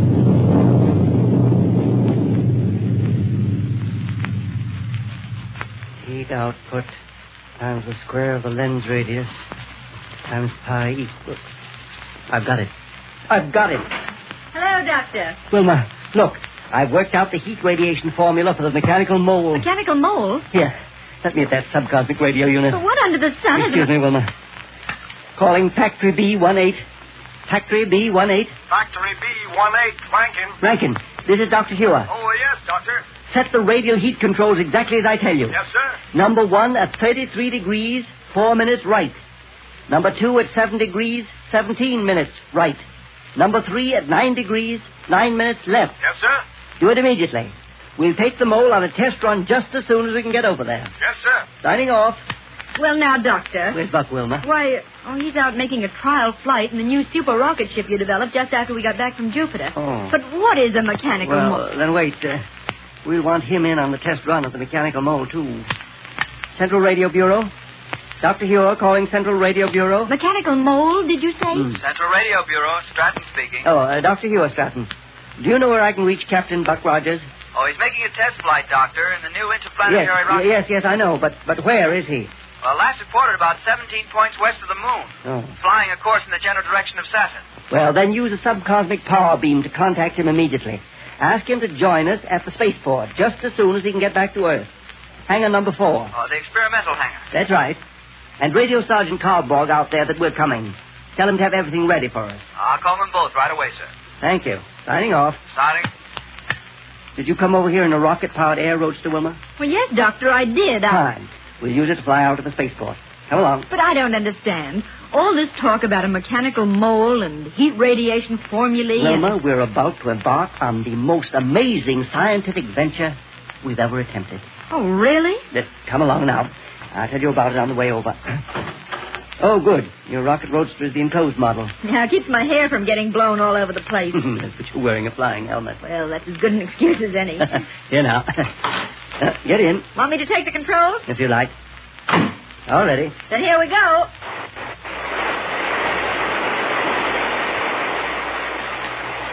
These little things certainly make a quick takeoff, don't they? Well, don't spare the power. The sooner we get over there, the sooner we'll be able to start out in a mechanical mole. Well, tell me about it. What is it? What's it for? What's it do? Look, Wilma, for years we've devoted all our time and effort to exploring the vast reaches of outer space.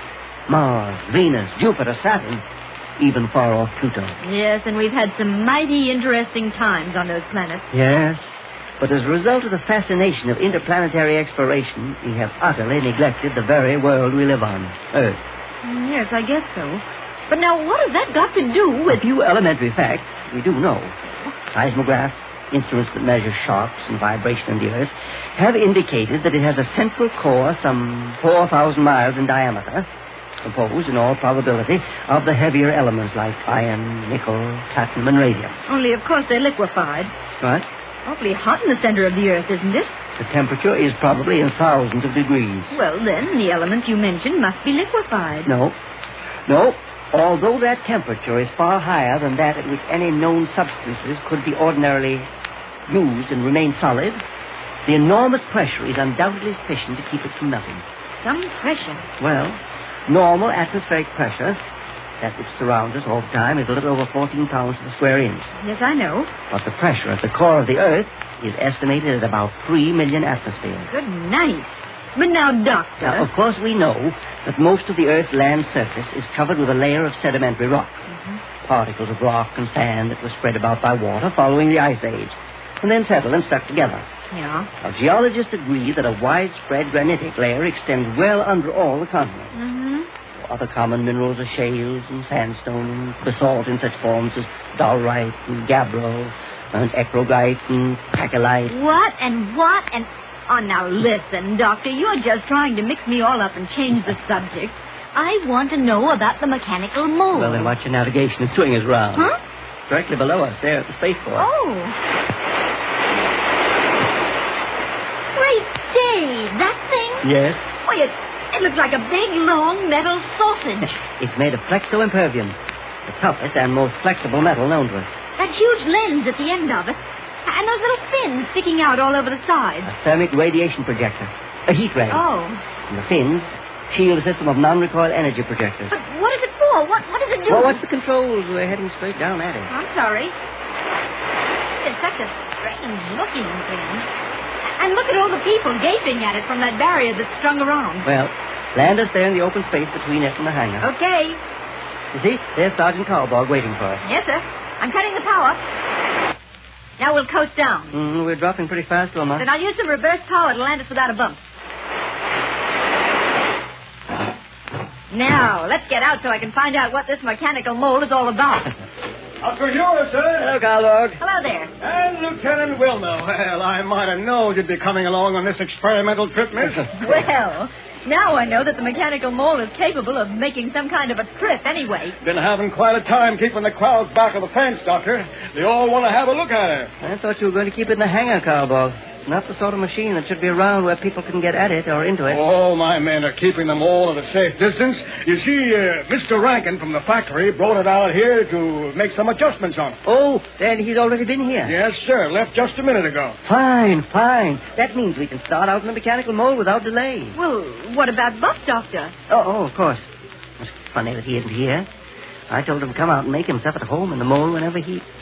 Carbo. Yes, sir? We were expecting Captain Rogers to meet us here. I haven't so hide or hair, Captain Rogers, Doctor, since the day you three took off for Jupiter, when you went after Killer Kane. Well, I expect there's nothing we can do but wait for him.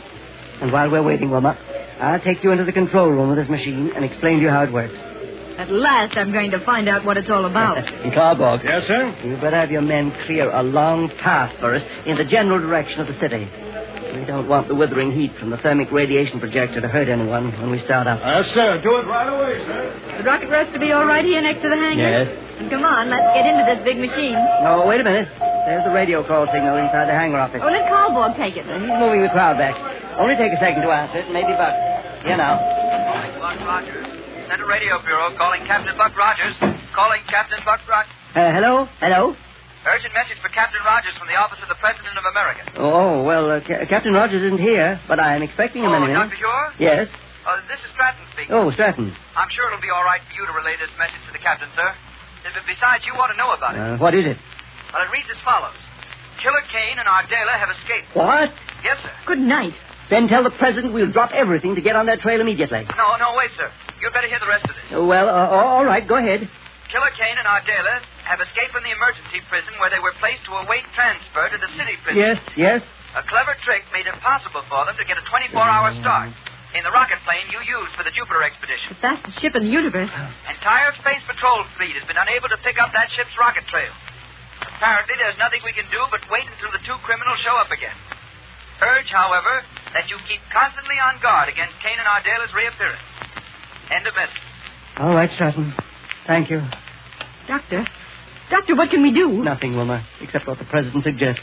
Wait for them to show up again. I know, Doctor, but do you suppose they really did leave Earth in that ship of ours? Why, what do you mean? They might have just sent it flying alone by the automatic controls as a trick. Possibly.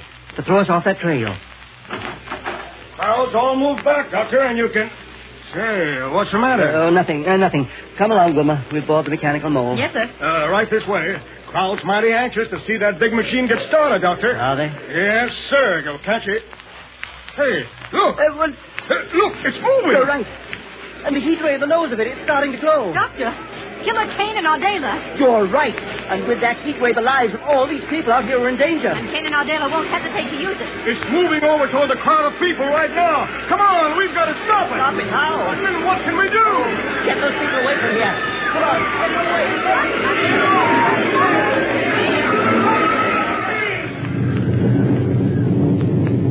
Great day. The terrible destruction that could be done with the gigantic heat ray in the nose of that mechanical mole is too appalling to even think about.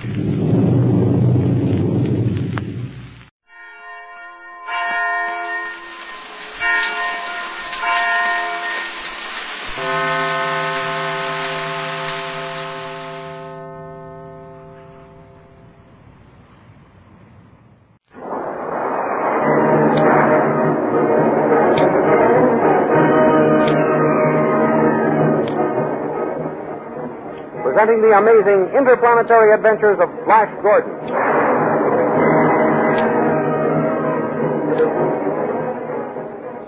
Last week, Flash Gordon, at Queen Azura's suggestion, turned the combustion ray guns on the advance guard of the attacking Hawkmen and brought them to the ground in flames. Ordering his men to retreat, Dr. Zarkov led the way to a nearby tunnel where he shut out the flames with a wall of chemical ice. Back at the palace with Dale and Kahn, Marr, the spy, decided on his daring attempt to find Dr. Zarkov and deliver his report, while Flash and his officers were reconnoitering outside the entrance to the tunnel in which Zarkov and his Hawkmen are barricaded. Paul tried to persuade Queen Azura that Flash was not capable enough to be commander-in-chief. At that moment, Flash rode up. and Carl urged Azura to listen to what he proposed and then choose which man was better qualified to head the army. Without hesitation, Flash declared that the only thing to do was charge and gave the order himself. These thrilling adventures come to you as they are pictured each Sunday in the big full-page Comic Weekly, the world's greatest pictorial supplement of humor and adventure.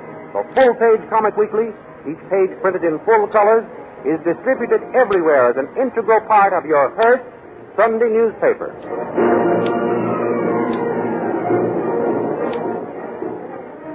We now continue the story. With shouts and confusion, the Blue Magic Army charges to attack the barricaded Hawkmen.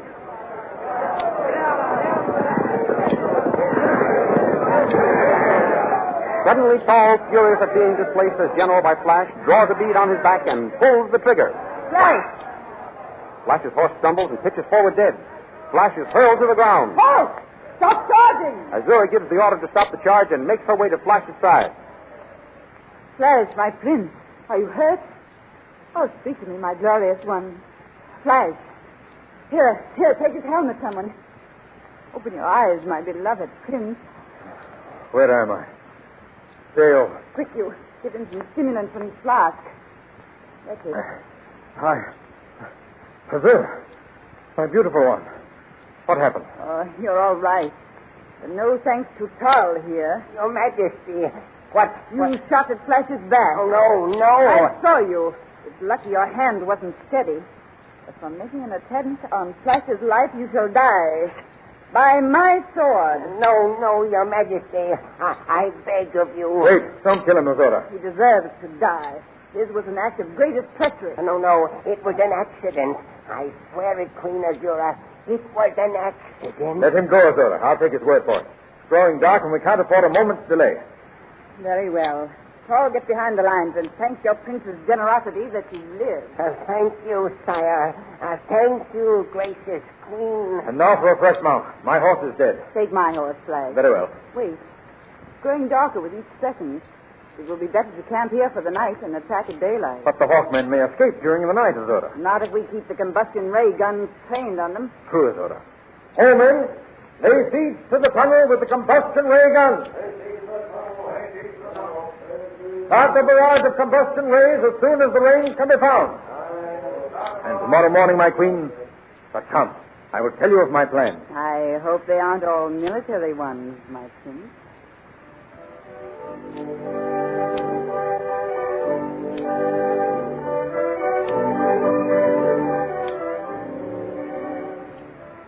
That night, back in Azura's palace, the chief cook closes the kitchen until the morning shift will come on, and Dale and Con march out with the other slaves.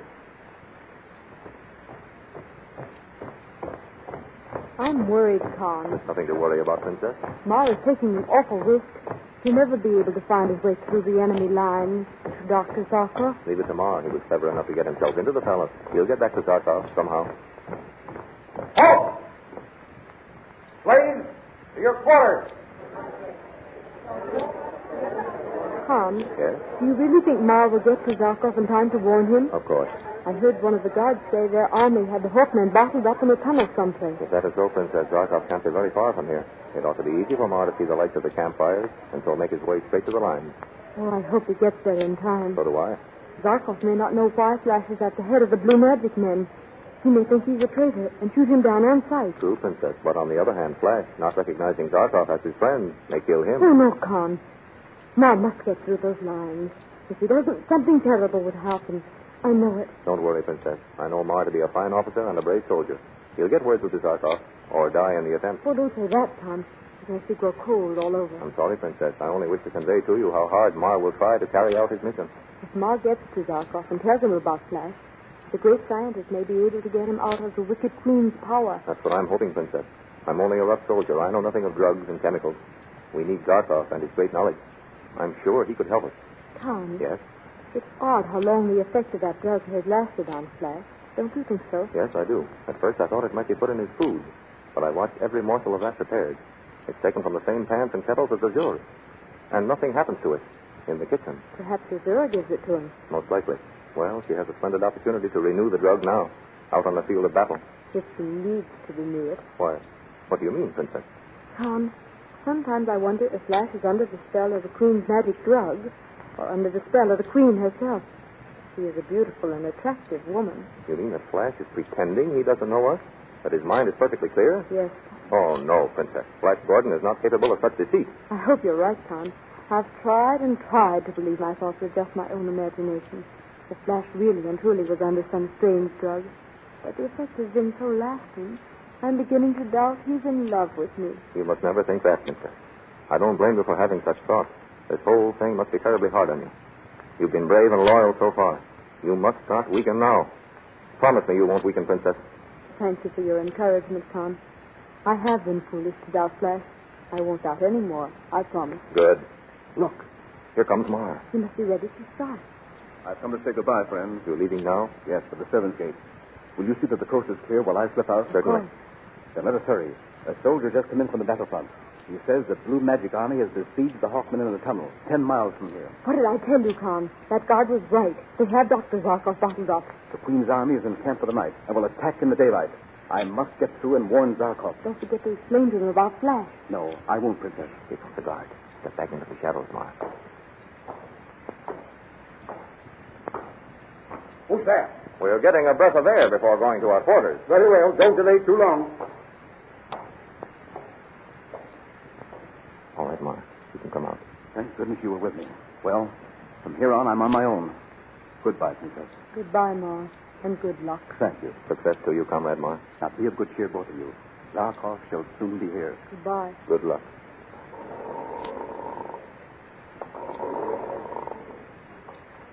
Oh, who goes there? The stranger. Where are you going? To join Tall. He ordered me to join him as soon as I rested. Then why are you sneaking out the back way? Why don't you leave by the main gate? I'm not sneaking. Besides, this gate will save me many steps. You're not going out this way, stranger. Go back into the courtyard. You will regret this act, guard, when Tall hears of it. That may be so, but I'll chance it. My orders are to allow no one to leave by this gate. Is that so? Drop that sword. Make me drop it. There. Oh.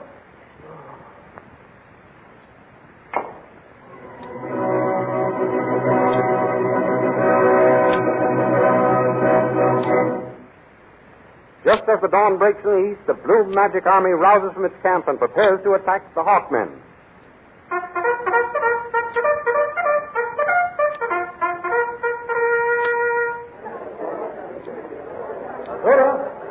Zora! Yes, my prince? Sun is rising. We must start the attack. I am ready, my prince. Good. I'll give the orders to charge. Wait.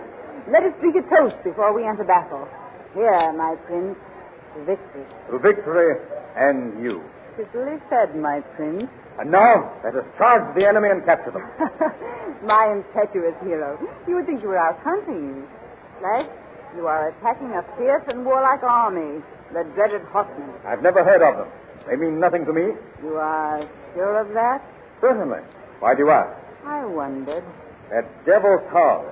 He's been saying things against me. He's told you that because I'm a stranger in your land, I'm not to be trusted. Well, he has intimated that, I admit. He's a jealous fool. I know he's angry because you appointed me instead of him, but I didn't think you'd lose faith in me, Azora. Lose faith in you? I see it now. You had me delay until morning so that you might decide whether to trust me to lead the charge. And even now you can't make up your mind. Very well. I'll make it easier for you. What are you going to do? Azora, I hand you my sword and my resignation as Commander-in-Chief of your army. There. Flash, wait. Well? Oh, my impulsive prince, you misunderstand. It wasn't because I have lost faith in you that I asked that question. Another reason prompted me. But never mind that. To show you my faith in you is not shaken, here is your sword again. You are still my commander-in-chief. Azora, you humble me. I deeply appreciate your confidence. Forgive my action of a moment ago. I accept my command again. And I'll fight twice as hard in your behalf. I am sure you will, Flash. And now, my queen, to prove my words with action. I'll give those orders to charge. Wait. I have something for you. What? Slave, bring it here. What is that? A torpedo. When you get close enough to the Hawkmen, throw it into their midst. But I thought you didn't want to kill them. The torpedo does not kill, but when it explodes, its fumes will turn the Hawkmen into icy statues. Wonderful. Ah, my beautiful queen, how can anyone hope to fight against you? I go to conquer in your name. Home in, to the attack. Follow me.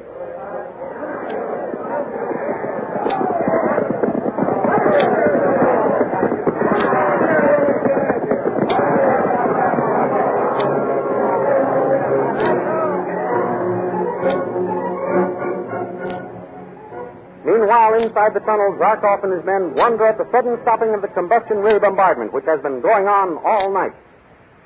The bombardment has stopped. That is very strange. Perhaps Azura has given up, Prince Zarkov. No, more likely it means an attack.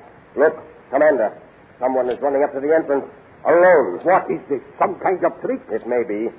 Look, there comes the enemy. They are shooting at our visitor. Yes. See the little clouds of dust rising from the ground behind him. Commander, it's Captain Marr. Marr! Quickly, cut a hole in the ice. Get him inside. Yes.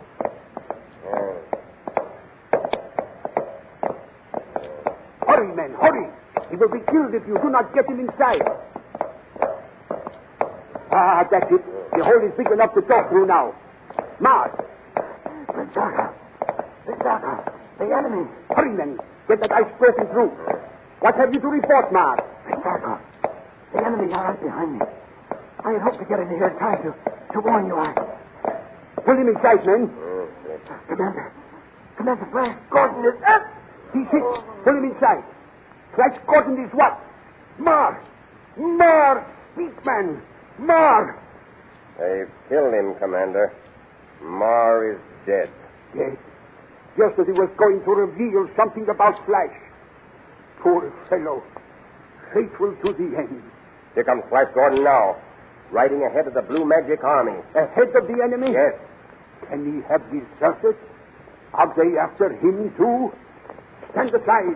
Let me be the first to welcome Flash to our ranks. Flash Gordon! Flash, my friend! Look out, Commander. He's throwing a bomb.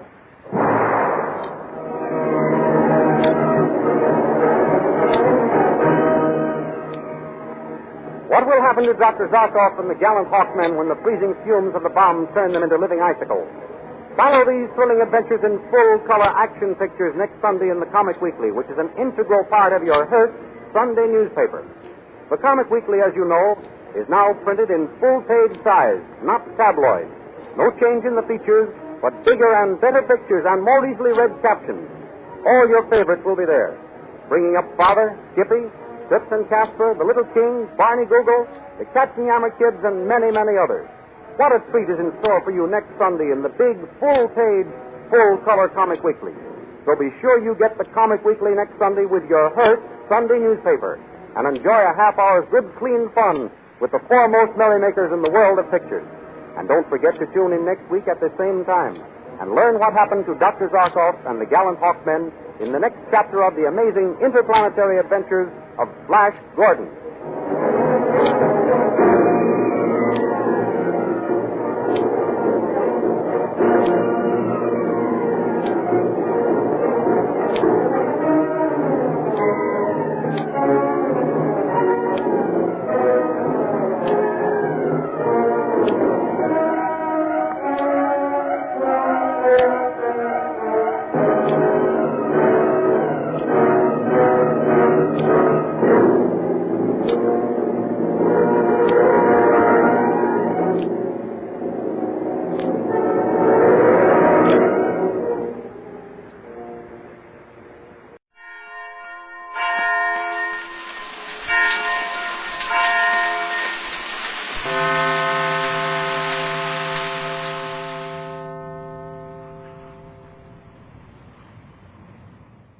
Kellogg's Pep, the super delicious cereal, presents The Adventures of Superman. Faster than a speeding bullet.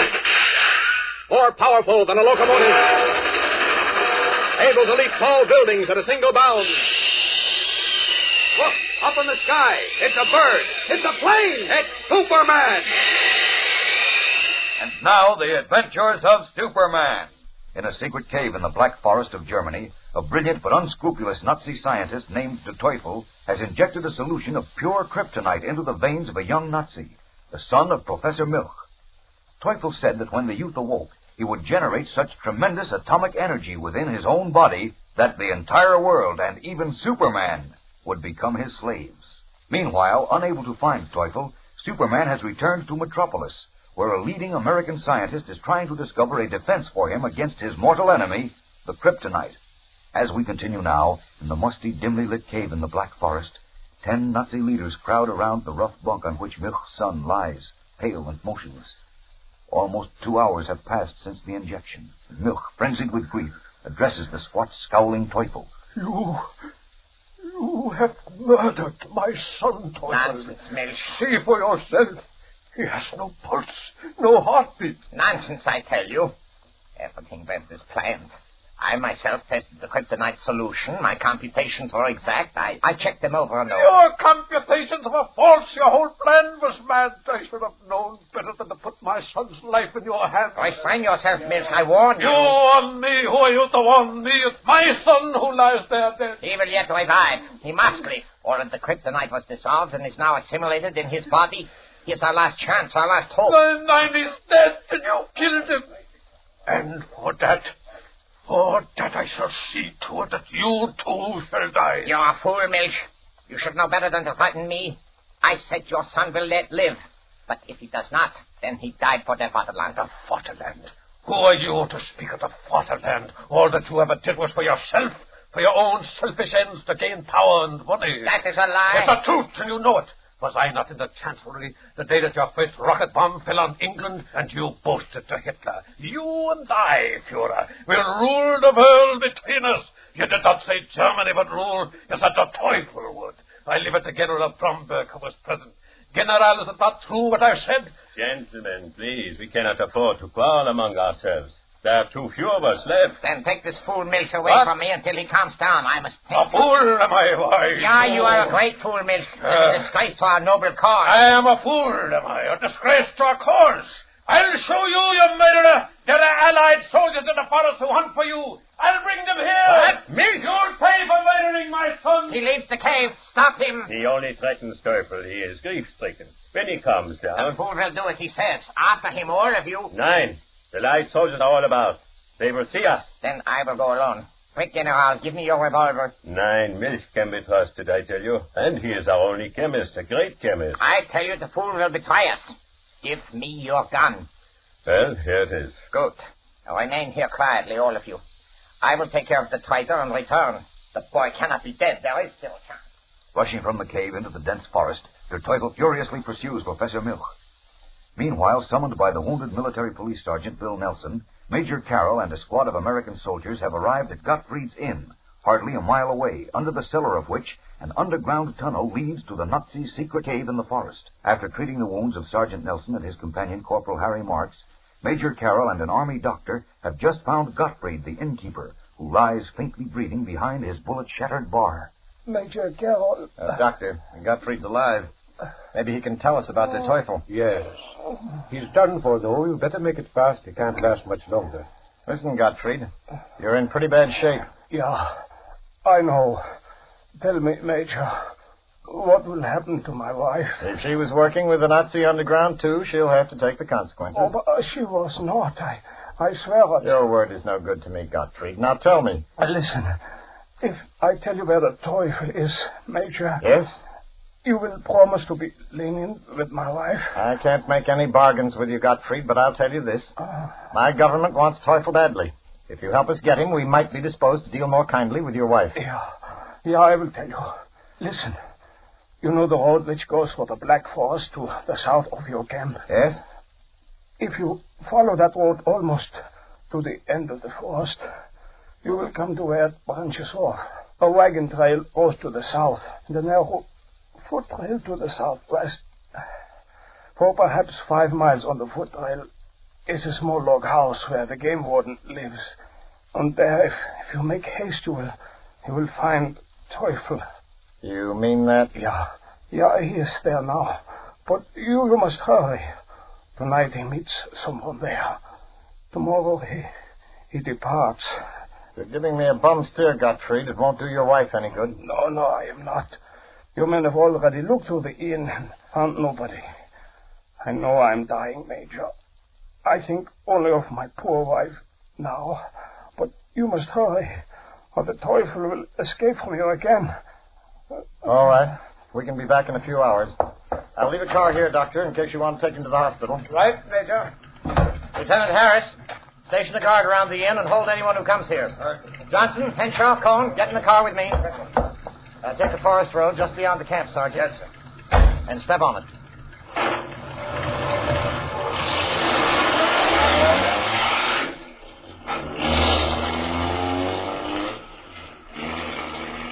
Speeding away from the inn, Major Carroll is unaware that the wily Gottfried has sent him on a false trail, and that a few hours' delay in discovering the secret tunnel under the inn may mean the difference of life or death to Superman. We'll return in a moment for the startling climax of today's episode. But first, here's our good friend. You know, gang, the weekend is a swell time to check over your collection of those new comic buttons that come in packages of Kellogg's Pep. See how you're coming along, how near you are to having all 18 different buttons. You'll probably want to round up your pals, too, so that you can all trade duplicates, because these buttons are really worth having. The colors are bright as anything, really stand out against the clear white background. There are 18 different buttons in all. That means 18 different funny sheet favorites. What's more, you don't have to send in a single penny to get these smart-looking comic buttons, not even a box top. You can't buy them anywhere because they're exclusive prizes in packages of that super delicious whole wheat flake cereal, Kellogg's Pep. So how about asking Mom to get you some Pep tomorrow? Then, inside the package, you'll find an exciting prize, one of these slick-looking new comic buttons or a military insignia or warplane button. There's one in every package of P.E.P. Pep, made by Kellogg's of Battle Creek. And now, back to the adventures of Superman. 30 minutes have passed since Der Teufel left the secret cave in the Black Forest in pursuit of Professor Milch. Now, as the tall, gray-haired General Bromberg and 9 other Nazi underground leaders wait nervously around the rough bunk on which Milch's son lies, Teufel re-enters the cleverly concealed mouth of the cave. Teufel. Yeah, here is your gun, General. 2 bullets are missing. You will find them in Professor Milch's bag. Ah, what have you done? There are only a handful of us left, and Milch was our only chemist. And he was a great chemist. He was a fool, and his stupid childish sentiment would have made him a traitor. This is no longer his son who lies here, but the future savior of Germany. It is now you who speak like a fool, Teufel. This boy is dead. He cannot be. I make no mistakes. He is dead, nevertheless. His heart has stopped beating, and when I placed a mirror to his mouth a moment ago, not the slightest mist came on the glass. I tell you it cannot be. He must live. If 1 ounce of the kryptonite is in his body and I can get no more, this is our last chance, our last hope to conquer first Superman and then the rest of the world. This is no time to speak of conquering Superman, Teufel. Your stupid shooting of Professor Milch endangers all of us. The Allied soldiers will find him and extend their search for us. We must leave here at once before it grows light. But first we'll bury this boy. None. Yes, within him the kryptonite, the power to destroy our enemies and make me, all of us, such emperors as not even Hitler dare dream of being. A dead youth has this power? He is not dead, I tell you. He cannot be. Where are my papers, my computations? Ah, here they are. We will check them again. Perhaps some small thing went wrong which I can rectify. We will pay no attention to this madman. Weismann, Jonas, Schmidt, Keller. Take spades and dig a burial hole in the rear of the cave. Schnell! Wait, you cannot do it. If you interfere, Teufel, you will be shot. What? You dare to speak to me that way to the Teufel? Now listen to me. I will not listen to you. You endangered us in coming here with your crazy schemes. And now there are 2 less of us. If you must go too, it will be no loss. Silence! Giselle Bormann, carry young Milch to the grave. Need not be deep, only enough to escape attention. No, wait! 1 more step, Teufel, and I will pull the trigger. All right, Giselle, take him. No, wait. General, look. Look at what? Young Milch. See, his chest moves. He's breathing. Oh, no, Victor, it cannot be. It is. See for yourself. He breathes, I tell you, he breathes. And see, the color comes back to his cheeks. He lives. Yeah, it is true. See, all of you. My atom man lives. Young Milch lives. And now it is the end of Superman and of all who dare to defy the Teufel and the master German race. Ha ha! I have won! I have won! His frog-like eyes shining behind his thick-lensed spectacles, his fat hands clenched triumphantly above his head. Der Teufel chortles with maniacal glee as the slim, blond German youth on the rough bunk opens his eyes and breathes deeply. then looks around at the ring of excited Nazi leaders above him. Is this young German, in whose veins runs the pure, dissolved kryptonite, now an atomic monster, before whom the world, but first Superman, are doomed to bow in slavery or suffer utter destruction? Don't miss Monday's thrilling episode, fellows and girls. Tune in, same time, same station, and listen to The Adventures of Superman. Faster than a speeding bullet. More powerful than a locomotive. Able to leap tall buildings at a single bound. Look, up in the sky. It's a bird. It's a plane. It's Superman. Fellows and girls, be sure to follow The Adventures of Superman, brought to you every day, Monday through Friday, same time, same station, by the grand old Kellogg Company of Battle Creek. And for other thrilling adventures of Superman, see your local newspaper. Superman is also a copyrighted feature appearing in Superman DC publications. Kellogg's Pep, the super delicious cereal, presents The Adventures of Superman. Faster than a speeding bullet. More powerful than a locomotive. Able to leap tall buildings at a single bound. Look, up in the sky. It's a bird. It's a plane. It's Superman. In a secret cave in the Black Forest of Germany, where several former Nazi leaders were hiding, a brilliant but unscrupulous Nazi scientist named Der Teufel injected a solution of pure kryptonite into the veins of a young German named Milch. Kryptonite, which is Superman's mortal enemy, is the most radioactive element in the world, Teufel said, and he promised that when young Milch awoke, he would be an atomic monster, generating such tremendous power and energy within his body that Superman and perhaps the entire world must acknowledge him as their master or be destroyed. For hours the youth lay in a coma. Finally, unable to detect a heartbeat, General Bromberg, leader of the Nazis, ignored Teufel's frantic protests and ordered a grave to be dug. But as we continue now in the musty, dimly lit cave, Teufel suddenly cries out, Wait, General. Look. Look at what? Young Milch. See, his chest moves. He's breathing. Donnerwetter, it cannot be. It is. See for yourself. He breathes, I tell you. And look, the color comes back to his cheeks. Yeah, it is true, Teufel. But how can this be? His heart had stopped. It had not really stopped. But without a stethoscope, it could not be hurt. See, all of you, my atom man lives. Young Milch lives. And now it is the end of Superman and of all who dare to defy the Teufel and the Master German race. Ha, ha, ha. He speaks. Come closer. Be quiet, everyone. General Bromberg. Teufel, what is this? His voice is so deep now. How do you feel, Milch? I feel strange. So light, as if I had no body. But I feel strong. Never have I felt so strong before. Good. Can you stand? Stand? Of course. Why not? Let me see you. All right. There, you see? You do not feel dizzy? No, I feel fine. So strong, as if I could carry all of you on my shoulder. Good. But why do you ask, Toy? Why do all of you look at me so strangely? What has happened? Do you not remember the kryptonite? Kryptonite. Ah, yes, the strange green glowing metal which my father dissolved and which you injected into my blood. Yeah, you remember the rest? Yes, you said it would make me an atom man. You said I would only have to hold out my hands and such a stream of atomic power would flow from my body that... No, it can't be. It can be and it will be. You have now such power that no army, however vast, can stand before you. Not even Superman can resist you. I have such power, Teufel. You have, my son. I can't believe it. I do not believe it, Teufel. I will prove it to you. First, the gloves. Gloves? Yeah. Here they are. Put them on. What strange gloves. They seem to be made of some meshed metal. They are made of platinum and thorium. You must remember always to put them on before you touch the converter. Through their fingers will emerge the atomic power in your body. They fit well. You spoke of a converter? Yeah.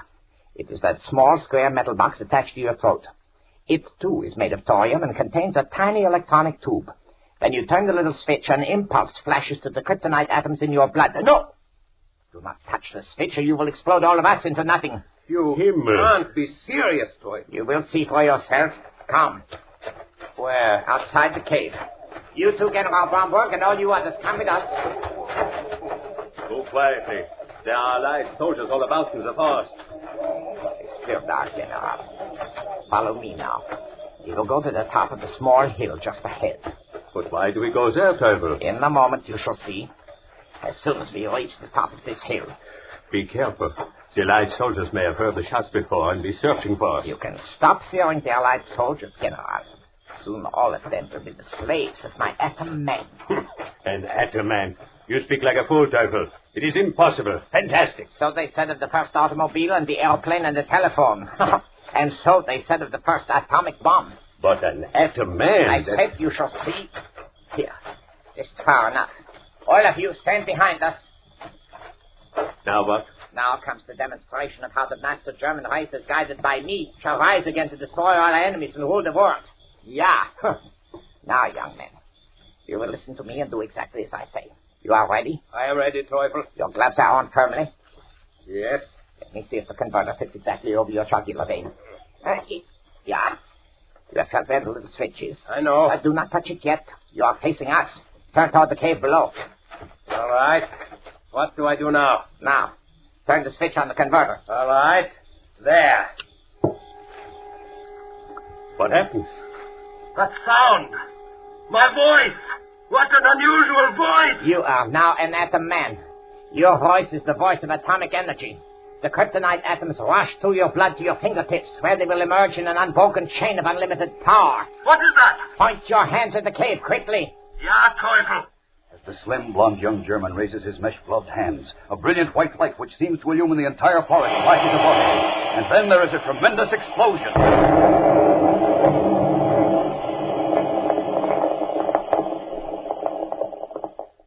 What has happened? We'll return in a moment to find out. But right now, here's a word from your announcers. You know, one of the swell things about collecting these new comic buttons that come in packages of Kellogg's Pep is that you're already acquainted with the characters. Sure, you've been following their adventures in the funny papers for ages. So when you get a button with a picture of Winnie Winkle on it, well, it's kind of like meeting up with an old friend, or Superman, or Harold Teen, or any of the 18 different buttons in the series. And is it swell fun to get a new button for your collection whenever Mom opens a package of Pep, or to swap duplicates with your friends? And the best part is, you don't have to send in a single penny to get these keen-looking buttons, not even a box top. Fact is, you can't buy them anywhere. They're exclusive prizes for you in packages of that super delicious whole wheat flake cereal, Kellogg's Pep. Inside every package, you'll find one of these sharp new comic buttons, or military insignia, or a warplane button. Remember, that's P-E-P, Pep, made by Kellogg's of Battle Creek. Now, back to the adventures of Superman. On a small hill in the Black Forest, a young German named Milch, into whose veins Der Teufel has injected the kryptonite solution, turned the switch on the small converter at his throat, raised his mesh-gloved hands, and pointed them toward a cave 100 yards below. There was a blinding white flash, which seemed to light the entire forest like day, and then a violent explosion. As we continue now, Der Teufel laughs softly and gloatingly as the young atom man, General Bromberg, and 9 other Nazis gape wordlessly at a great canyon-like hole in the forest floor, in which giant trees are uprooted, and tons of earth and rock flung wildly into the air have fallen to form new grotesque mounds in the darkness. Then Teufel reaches from behind the atom man to turn off the converter at the youth's throat. Oh, well, gentlemen, what do you say now? I cannot believe it, Teufel. Look, the cave is no longer there. It is as if a giant bomb dropped or an earthquake. Did I really do that, Teufel? Of course you did, my boy. Did I not say that you now have unlimited atomic power within your body? It makes my head whirl. Well, I'll destroy all the Allied army camps. Come on. Control yourself. It is I who give you your power, and I who can take it away. Do you understand that? Yes, of course. I understand, Teufel. It is I who will command, and you who will obey. What are you getting at, Teufel? It is necessary that this boy and I understand each other. Now hear me, Milch. You will leave here at once and proceed to America. America? Yeah. You will go to America and take care first of Superman. I'll enjoy that. He ruined many of our greatest plans. But how will I find him? In Metropolis, there's a large newspaper called the Daily Planet. I know the paper. When I studied journalism in an American college, we often referred to the Daily Planet. Good. You may be able to secure a position on the Daily Planet. Tell them you will do anything. Sweep floors, anything. But secure a position on the paper. Why? Because the Daily Planet alone has contact with Superman. You will discover what that contact is. I see. All right. When I have finished with Superman, what then? You will then go to a certain address which is sewn within your right glove. You feel a label in the glove? Yes. You will find me there. If not me, then another whom you will recognize. I or he will give you further orders. Make haste, Teufel. I see flashlights in the woods. The soldiers must be coming. Yeah. Go then, Milk. Oh, yes. In America, you must not have such a German-sounding name. Let me see. When I was at school there, I was Henry Miller. Henry Miller it is, then. In your jacket are forged papers and a passport. You will proceed to the village of Neuheim. There you will board a train for Berlin. From there, arrangements have been made to take you to Metropolis by plane. Hurry now. The flashlights come closer. Oh, wait. Take off the mesh gloves. Pull the collar of your shirt about the converter. All right. Now go, hurry. All right. Wait. My father, where is he? I hoped I would not have to tell you. When you were in a coma, he left the cave. He was mad with grief, thinking you had died. Two American soldiers saw him and shot him. The swine! Where are they? You will revenge yourself on them and on all their countrymen in due time, but first you must take care of Superman. Then the rest of the world. Go now. Yes, I'll go. I'll take care of Superman. And then of all the United States. Auf Wiedersehen, Teufel. Goodbye, General Bromberg. Goodbye, all of you. Hide. Turning abruptly, the Atom Man plunges into the brush to begin his vengeful journey to Metropolis, the Daily Planet, and Superman. And so the first dangerous link is forged in the chain that may soon render Superman helpless. From now on, it's a battle to the death. So don't miss a single episode from now on. Tune in tomorrow and every day, Monday through Friday, same time, same station, and thrill to the adventures of Superman. Faster than a speeding bullet. More powerful than a locomotive. Able to leap tall buildings at a single bound. Look, up in the sky. It's a bird. It's a plane. It's Superman. Fellas and girls, be sure to follow the adventures of Superman, brought to you every day, Monday through Friday, same time, same station, by the grand old Kellogg Company of Battle Creek. And for other thrilling adventures of Superman, see your local newspaper. Superman is also a copyrighted feature appearing in Superman DC publications.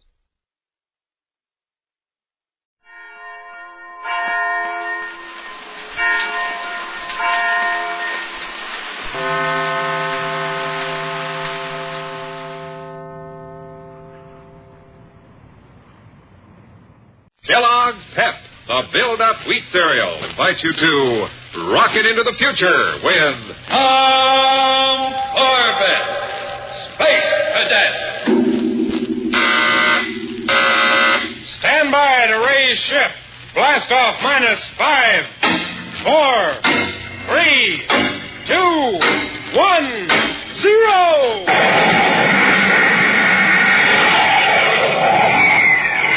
Rockets blast off to distant planets and far-flung stars, we take you to the age of the conquest of space with Tom Corbett, Space Cadet.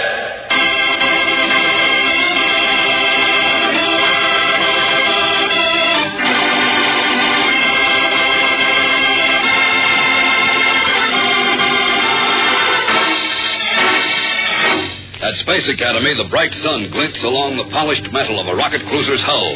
This is the Polaris, ready to blast off from the spaceport into the outer reaches of the universe. But on this fine day, aboard their proud and eager ship, the Space Cadet crew, for once, shows no desire to leave. On the power deck, good-natured Astro scowls as he makes a final check of his equipment. And glaring through the viewport, Roger Manning complains bitterly to Tom Corbett. I tell you, Junior, this is the limit. They can't do this to us. That's what the man said as he picked himself up from the floor. But since the professor will be along any minute, Roger, you might as well stop blowing your... Space dust. What are we, taxi drivers for any old fossil who wants to poke around on Titan? Stow it. We don't any of us like this mission. But you can't expect hot assignments all the time. Why not, Tom? We're the best unit in the academy. Says you. Says Commander Arkwright, even. You seem to be a little feverish, Roger, or is your memory slipping? You mean when he fuses our jets? That's just math. He knows we're good. Well, maybe he thinks this will be a nice rest. Rest. A straight run to Titan and then waiting hand and foot on some old goat of a scientist. Hello, boys. Oh, morning, sir. Who am I? Why, I'm your passenger. The old goat of a scientist. Yes, sir. Glad to have you aboard, sir. Thank you, Cadet Corbett. And I'm sure that goes for Roger Manning, too. Well, I guess you aren't, sir. An old goat, I mean. Thank you, Cadet Manning. You seem to know us, sir. I know quite a lot about the whole Polaris unit. You see, I'm not a scientist either. Wait a minute. Our passenger's supposed to be... Whatever you were expecting, I'm your passenger. Maybe you'd better explain, sir. I will. But first, are we ready to blast off? Blast off time set for 0800. It's 3 minutes to, and we're ready. No last-minute trips outside? No girls you have to kiss goodbye, Manning? He really does know about you, Roger. Yeah, well, I want to know more about him. Right. Here are my credentials, Corbett. Oh, thanks. Great Jupiter. Take a look at these, Roger. Colonel Raymond Cowan, Solar Guard Intelligence Service. But, sir, you're not in uniform. In my line of work, we usually prefer not to be recognized. That's the reason for all this hocus-pocus about a professor on a field trip to Titan. Oh, then this is really going to be an intelligence mission. In a way. Well, that's better. What goes on Titan, sir? Nothing that I know of. But then why... You see, you weren't told the correct destination either. We'll head in that general direction. But we're concerned with another moon of Saturn, Rhea. Rhea, hey. You've heard of it, I imagine. Well, everybody has, Colonel. The papers and magazines have been full of stories about it recently. Sure, ever since they developed that, what do you call it? You know, the stuff that knocks out virus diseases. The viricide, F3, yes. Out of strange little crystal plants that are entirely unlike anything we've known, they've created the greatest miracle in medical history. If they can only make enough of it. Sounds as if you're pretty interested in it, sir. I am, but everyone should be. Think of it. Diseases that men have been trying to conquer for thousands of years. Some of the worst cripplers and killers can now be licked. No wonder they're starting to call Rhea the satellite of life. That's what it is. But our job is to keep it from becoming a satellite of death. What? So you see, this isn't going to be such a dull assignment, cadets. All right, prepare to blast off.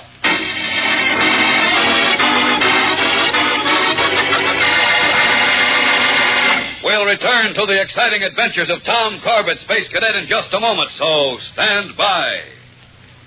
Spaceman, if you want to blast through tomorrow at full space speed, then listen.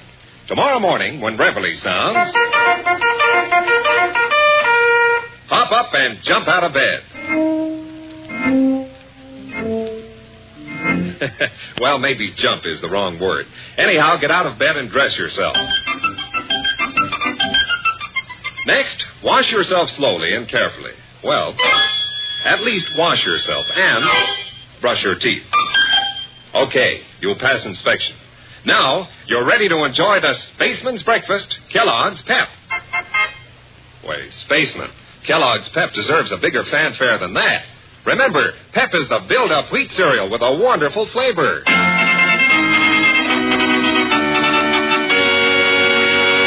Well, that's more like it. Lots of energy there. And that's just what you get when you eat Kellogg's Pep.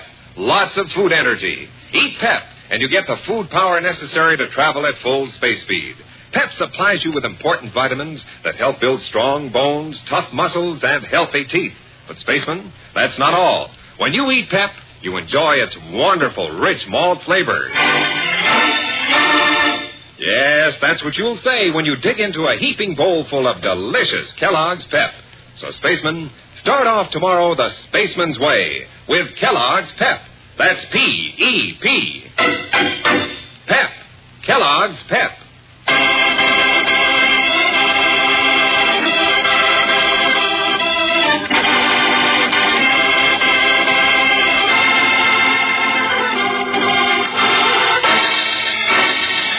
The space cadets ordered to fly a scientist to Titan, largest moon of the planet Saturn, are disgusted with such a dull assignment. But their passenger turns out to be Colonel Cowan of Solar Guard Intelligence. And their real destination, Rhea, another Saturnian moon which has become known as the Satellite of Light. Now, far out in space, Tom and Roger, having set the Polaris on course for Rhea, turn again to the Colonel. So what's the story on Rhea, sir? Well, for some time we've been after a well-organized, completely ruthless space gang. They've been looting ships, raiding settlements, getting away with murder, literally. Can a gang like that be tracked down? We've made a start, but most of our leads have taken us just exactly nowhere. Well, what's the idea of the flight we're on? One tip we received is that Rhea is the gang's next objective. Since I have a special interest, I was assigned to check. Why should a gang like that be interested in Rhea? Viricide F3, Corbett. The power of life or death over many thousands of people. I can see it'd be quite a black market item, Colonel. Oh, they could make a fortune, all right. But it's more than that, boys. There's a leading member of the Solar Council who's doomed without that medicine. One of our planetary governors has a daughter who's very sick indeed. F3 will save her life. I don't get it. I think I do, sir. You mean they could use this medicine to exert pressure on important people? Exactly. The men who control F3 can get almost anything they want from almost anybody. But who's going to help a gang like that? Not helping could mean death. For themselves or for someone they love. Well, even so, sir. Manning. Yes, sir? My wife is one of those who needs that medicine. I'm sorry. And if it came to saving her life, I don't know how far I'd go, even with a gang of killers. Of course, Colonel. I see you're beginning to understand. I can see that it'd all be true if they could monopolize Viricide F3. Well, the last shipment left Rhea 6 weeks ago. A shipment of less than 30 pounds. And while in space, the ship blew up. The gang did it? Most likely, though we don't know. But consider this. A raid on Rhea now would give them all the F3 that's been manufactured in the last 3 months. Yes, and suppose they blasted the processing plants and the scientists in charge. It'd take us a year to get into production again. And in the meantime, the gang would have the only supply of F3 in the entire universe. That certainly puts it right up to us, sir. If the tip about Rhea is true. Don't worry, Colonel. We'll blast those crooks right out of space. I know you will. That's why I asked for the Polaris unit. Better not tell Astro that. His head will swell up till it won't fit into his space helmet. Say, I forgot about Astro. There's no reason for him to stay on the power deck now. Well, give him a call on the intercom. Sure. Control the power deck. Come in, Astro. Astro, check in, will you? What's the matter with that Venusian ape? Could anything be wrong? Nah, he's probably on his way up now. See, here he is now. Hey, Bubblehead. Great galaxy. That's not Astro. You're right, it isn't. So don't anybody move. He's got a parallel ray gun. So have I. Corbett? Colonel Cowan. Skip it. He's frozen. Sucker. Trying to draw on a guy that had him covered. You kids better be smarter. You dirty space crawler. Want some of the same? Take it easy, Roger. We haven't got a chance right now. Not now or ever. So just move back while I get his gun. That's it. What did you do to Astro? The big boy on the power deck? He's in the deep freeze, too. Never even saw me sneak up behind him. Pretty brave guy, aren't you? Being brave don't pay off, sonny boy. Look at your Colonel. Makes a real nice statue, don't he? All right, so you got us. Now what? Everything will come out okay if you two act like good little boys and keep this ship going right on course. As we're heading now? Yeah. I'm going your way. I got a date with my gang near Rhea. Rhea? Then the Colonel's tip was accurate. Sure, just like he figured. We're taking over F3. And the price will be going way up.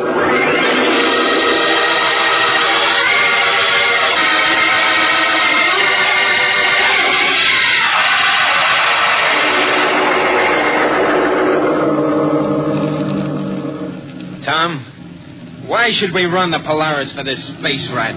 Well, how do you mean, Roger? Suppose we just quit, knock off, and let Ugly here run the ship himself. No, passive resistance, eh? It won't work, fellas, so don't even try. Oh, why won't it? I'll tell you. So far, I've been trying to be nice about this whole thing. Even using a parallel ray to just paralyze you monkeys instead of killing you with a heat blast. Well, thanks, Heat. You're welcome, but get this straight. Try any tricks. I'll shove your buddy Astro and the Colonel out into space. That'd be murder. Some might call it that. I'd call it a lesson for fresh kids. And if that didn't line you, I could get rid of you two the same way. Guess he's got us stymied, Roger. What? Where'd he be without a pilot, navigator, or radar man? Don't worry. I'd make out. I'm no hot rod space cadet, but with the course set, I can take the ship in from here. He could at that. Now, that's being sensible, kid. Behave, you'll all stay alive. There's plenty of work to do and plenty of information you can give us. You think we tell you anything? People always do. Look how we were able to find out about this little junk of the Cowans. In time for me to stow away and stop them. How did you find out? Never mind. We're just smarter than the Solar Guard, that's all. Like I'm smarter than you. Smarter than us? Why, you eight-faced dimwit. Wait, Roger. Maybe he's right. I don't like the way you're talking, Junior. He's just getting wised up. Maybe he is smarter, Roger. Anyway, he's got the gun, and you've got to admit it looks as if we're licked.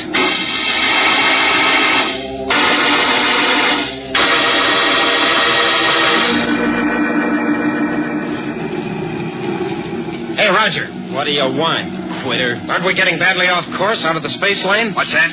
Haven't you noticed, Roger? No, I haven't. It's your job to check our orbit, Roger. Do you want us to get into trouble? Yeah, how about that? What's wrong, Corbett? Well, take a look at the stars out there. Doesn't the pattern look wrong to you? Stars?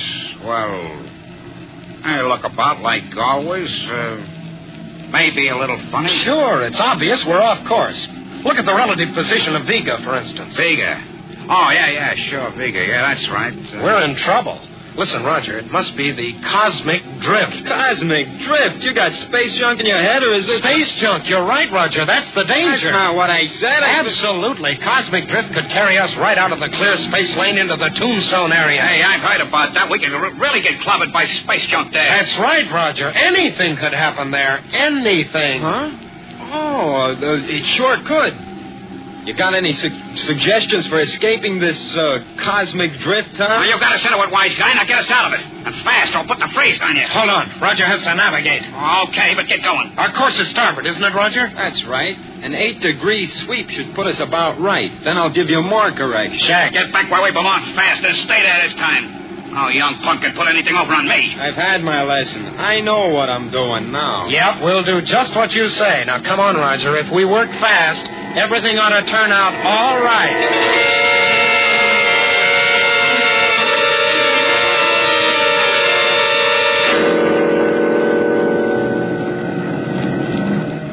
Look what I'm picking up on the radar screen, Junior. Let me see, Roger. Uh-oh. What now? A big piece of space junk right in our path. And some hunk of rock big as a mountain. Well, that cosmic drift sure threw us off. Now, come on, do something. Well, I'm going to try, you can bet. Gosh, that thing's close. And listen to the blips. Why, they're building up. We'll be into it in a minute. Well, come on, get them over. I'm trying, but this is an emergency. We need to blast on the steering rockets. Roger, get down to the power deck, right? No, stay right here where I can watch your boat. Well, then we can't work the steering blast. Pull out with the controls. Impossible. Can't you see I'm trying? There's a warning signal. We'll smash. Let me go down. No, Corbett, get us out of this or I'll shoot. Well, if we don't get out, there'll be nobody to shoot. Shut off the power. That'll make it worse. No thrust. I can't get out of the way. Blast you, you're not trying. Maybe you could do better. Yeah, I could. Let me hit those controls. Okay, take them. And there's two. Oh. Knocked them cold, Tom. Nice going. Yeah, it was a snap. I hit him with the control lever. That piece of space junk really had him worried. How far away is it, really? Far enough to be safe. That was a great bluff you put up, Tom, struggling at the controls without moving them. Yeah, you did a nice job with the enlargement control, too, building up the picture and the blips. But it was the warning bell that really scared him. How'd you set that off, anyway? Shorted the wires. And, Tom, I'm sorry I didn't trust you before. Skip it. Let's get out of here. Don't forget, we are in the Tombstone area now. I'll just start a sweep back to port and lose that space mountain out there. Right. Oh, it's gone. Cosmic drift. Oh, brother. Hey, let's unfreeze the colonel with this gun. Thanks. That was rough. Seeing, hearing everything, but being helplessly paralyzed. I'll admit I didn't catch on to what you were up to, Tom, until Roger started to play along. Smart work, Junior. Pretending to put us back on course and heading for the space junkyard instead. Anyway, it worked. Now we have to reset our orbit to Rhea. Sir, will you go down and unfreeze Astro? You bet. Give me the gun. Hey, Roger. The radar, didn't you turn the gain down? Yeah, something really is coming. Jumping Jupiter, try to dodge, Tom. Okay. It's a small piece, but right on top of us. Look out! Great galaxy! can't see it. Must have gone right through the ship. And I shorted out the bell that would have warned us in time. The rockets are dead. The space junk must have hit the power deck. And Astro's down there, still paralyzed. Come on, we've got to find out if he's hurt.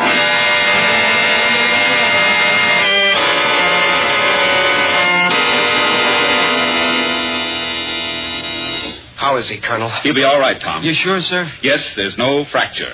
But that piece of metal gave him a hard clout just the same. He'll be unconscious for several hours.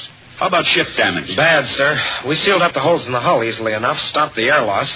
But the rockets... Well, it's hard to believe one crummy little hunk of stone could tear things up like that. How soon can we make repairs? Well, Astro's the mechanical whiz. Yes, he could patch it up in a few hours. We'll have to go more slowly. How long? Oh, maybe half a day. Faster if Astro comes through in time to help. Half a day without power?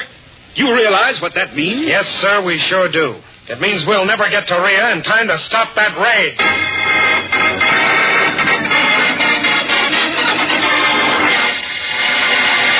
We'll return to the exciting adventures of Tom Corbett, Space Cadet, in just a moment, so stand by. The Hydra blasts off for a patrol around Saturn's ring. Space freighter Lexus blasts off with a cargo for Mercury.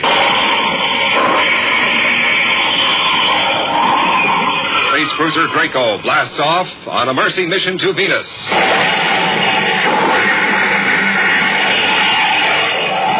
One after another, ships from Space Academy hurtle out into the far-flung regions of space. And now here is the one man responsible for the perfect execution of these operations, the Commandant of Space Academy, Commander Arkwright. Spaceman, you can take my word for it. Every man on those spaceships is equipped with an official pair of space goggles. I wouldn't allow a man out into space without a pair. You see, space goggles protect a cadet's eyes when he's rocketing through space.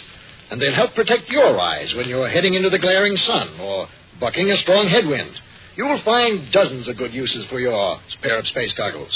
They're made of one sweeping, curved piece of colored plastic, and they fit comfortably over both eyes. So, spaceman, send for your goggles right away. Listen carefully and write down these instructions. Here's what you do. Send 25 cents, one box top from Kellogg's Pep, and your name and address.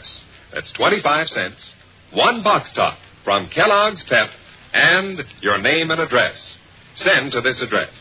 Kellogg's, Box 346, Battle Creek, Michigan. Kellogg's, Box 346, Battle Creek, Michigan.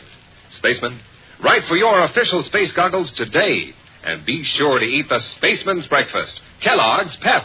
That's well-tasting, build-up wheat cereal.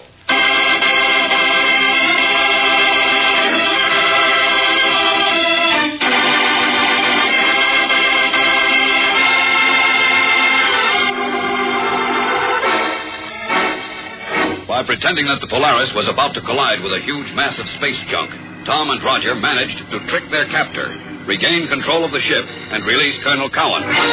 However, the trick backfired when a smaller piece of rock tore through the Polaris and knocked out the main drive. With the cruiser drifting powerless and ace mechanic Astro unconscious from the accident, it now appears that they will be unable to stop the gang's raid on Rhea, the satellite of light. You boys were right. This is hopeless. We just don't have the know-how to do a quick repair job. But we can't give up, Colonel. Of course not. But this way's too slow. We're not doing so bad, sir. This mess is beginning to look like a power system again. A little, Manning, but we can't gamble on it. Maybe Astro will come too sooner than you figured. It's still a gamble. And remember, thousands of lives are at stake, including my wife's. Then we'll have to notify the Solar Guard over our audio channel. No, if we break audio silence, we'd be notifying the criminals, too. They're probably tuned to our frequency right now. Oh, suppose they did hear us. What could they do? Move faster than they planned. They'd hit Rhea, grab the F3 viricide, wipe out the plants, and get away. If there were only some way. Sir, wait a minute. There's the jet boat. Oh, from here to Rhea in that flivver? We are pretty far away, but there's a possibility. It might work. You said you didn't want to gamble, sir, and this is the biggest gamble I can think of. Jet boats don't carry that much fuel. Just the same, I'm going. You'll need a pilot, sir. I'll go along. Thanks, Corbett, but I couldn't ask you to do that. You didn't ask me, sir. I volunteered. Roger, you keep at the rocket. Sure, but when Astro comes to, he can help. And when you get the ship fixed, follow us to Rio. All right. Don't worry about it. But this jet boat junket is plain crazy. It has to be done, Roger. You know that. And suppose you do make it. What can two men do against a gang with a spaceship? He's right, Corbett. It's a long shot. Better let me go alone. No, sir. At least two men have a better chance than one. And as long as there's any chance at all, we have to try. Right, sir? Right. All right, then, Colonel. Let's go.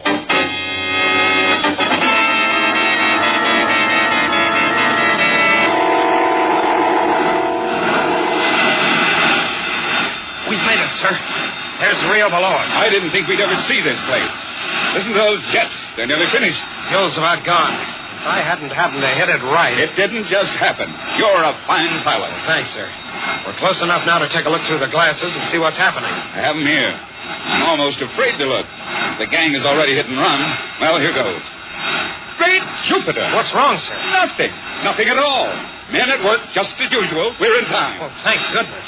I'll tell you the truth now, sir. I didn't think we had a chance. And neither did I. The gang must be holding off, waiting to hear from their man on the Polaris. I guess we've been pretty lucky, sir. Well, we don't need much more luck now.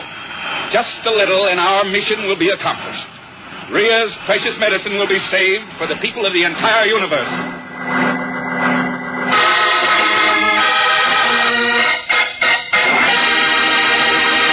Don't miss the next action-packed episode with Tom Corbett, Space Cadet, on Thursday, when Tom and Captain Cowan find that treachery awaits them on Rhea in Part 2 of The Satellite of Death.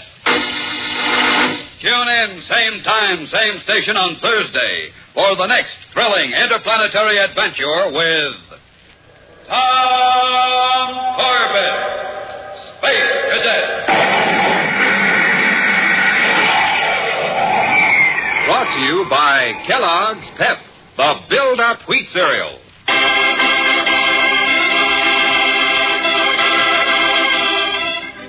Tom Corbett, Space Cadet, starring Frankie Thomas, can also be seen on television and appears in the comic sections of many of America's leading newspapers. Look for it daily and in weekend editions. Featured in today's cast were Jan Merlin and Neil O'Malley. Today's program was written by Don Hughes, directed by Drex Hines. Jackson Begg speaking. Kellogg's Raisin Bran, raisins and bran flakes too. They're out of this world, they're out of one package. Kellogg's Raisin Bran. Kellogg's raisins are honeycomb coated to keep them tender, the bran flakes crisper. Kellogg's Raisin Bran, raisins and bran flakes too. They're out of this world, they're out of one package. Kellogg's Raisin Bran. Eat Kellogg's Raisin Bran. Eat Kellogg's Raisin Bran. Eat Kellogg's Raisin Bran.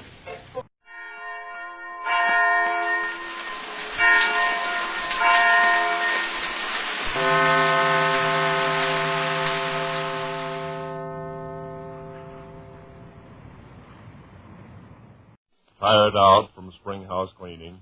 Find your life uninteresting? Want to get away from it all? We offer you Escape.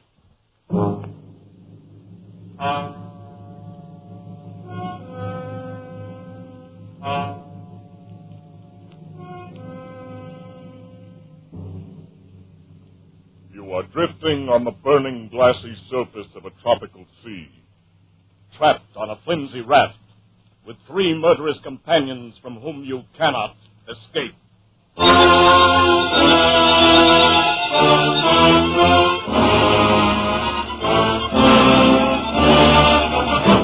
Escape, designed to free you from the four walls of today for a half hour of high adventure.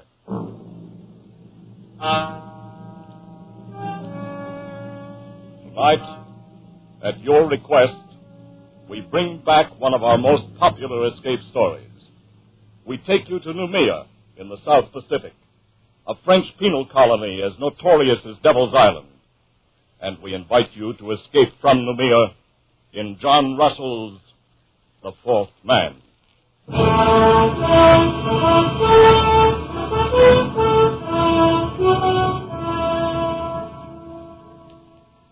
The raft stood to open sea. A mat of pandanus leaves served for its sail, and a paddle of wood for its helm. Its flooring was woven of reeds and bamboo sticks and rested on triple rows of bladders. It was light, elastic, fit to ride any weather, and it carried 4 men. 3 of them sat huddled together at the far end. Their bodies were blackened with dried blood. The hair upon them was long and matted. They wore only the rags of convicts' blue canvas uniforms. On wrists and ankle they carried their mark, the dark and wrinkled stain of the manacles. There was Dubose, doctor, leader, man of the world, murderer. Friend, the thing is done. And Fenerou, forger, ladies' man, weakling, coward. Yes, we got away, all right. And the one known as the parrot, thief, and cutthroat. So far, so good. Gentlemen, by way of celebration, may I offer you cigarettes? Cigarettes? Oh, Doctor, you're a marvelous magician. Look at them. White and fresh as though they just came from the package. How did you do it? Every 6 months, there are about 75 escapes from Numia. And not more than one succeeds. Ours would be that one, I knew. And so, 3 weeks ago, I bribed the night guard for these very cigarettes, so that we might sit here, my friends, as we are doing, and celebrate. I want to light. Yes, light for the parrot. Oh, our doctor is a wonder. He thinks of everything. He gives us cigarettes, matches, and our freedom. Wait till you've got your 2 feet on a pavement again. That will be the time to talk about freedom. To wear starched collars again. To stroll with a girl, clean and fresh from her bath, down the Place de la Concorde, the Rue de Rivoli. Suppose we get a storm. It's not the season of storms. Just the same, suppose we get a storm. Very okay, my friend. You must not be so impatient. We were convicts back there, festering in oblivion. And now we stand on the rosy threshold of the big round world again. We are men raised from the dead. Suppose we get a storm. You have got a gift of speech, but where's the ship that was going to meet us here? This is the day as agreed. It will meet us. This wind will blow us to China if we keep on. We can't lie any closer to shore. There's a government launch at Torreon, and I doubt if the native trackers have given up. Oh, careful, parrot. They will eat you yet. I've heard about that. Is it true, Doctor, that the natives keep all the runaways they can capture to fatten on them? They prefer the reward. Still, I doubt if they've entirely lost the habit of cannibalism. Yes, piece by piece, parrot. First they will sample you, then they will make a stew of your brains. They won't miss a thing. Shut up, Fenerou! You filthy brutes. You know, I forgot. We have one of them with us.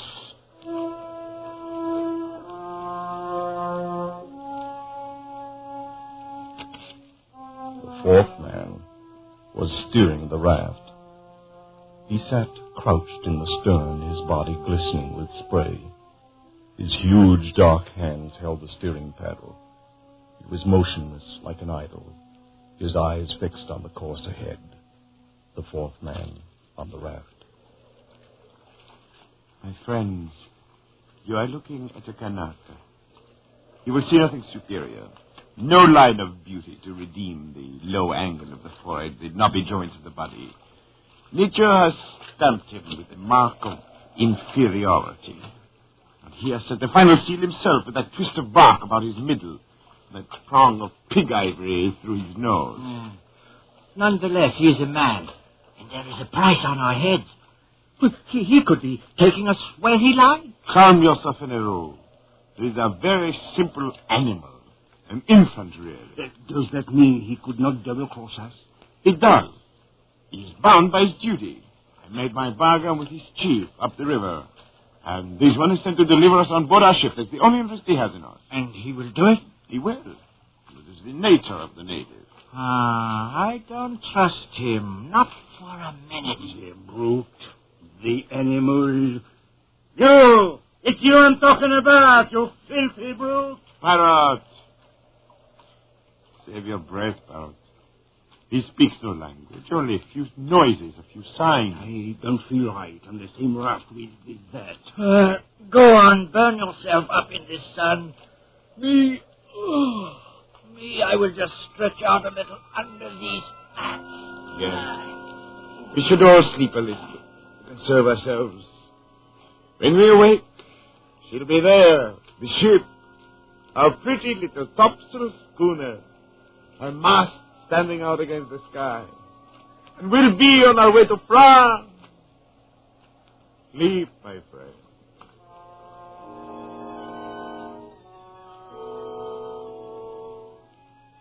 The two younger convicts dozed under the heat of the day, but not Dr. DeBose. He stood once again to sweep the skyline under his shaded hand. His plan had been so careful, so precise. He had counted absolutely on meeting the ship, the small schooner, one of those flitting, half-piratical traders of the Copra Islands that can be hired like cabs in a dark street for any sinister enterprise. But there was no ship, and there was no crossroads where one might sit and wait.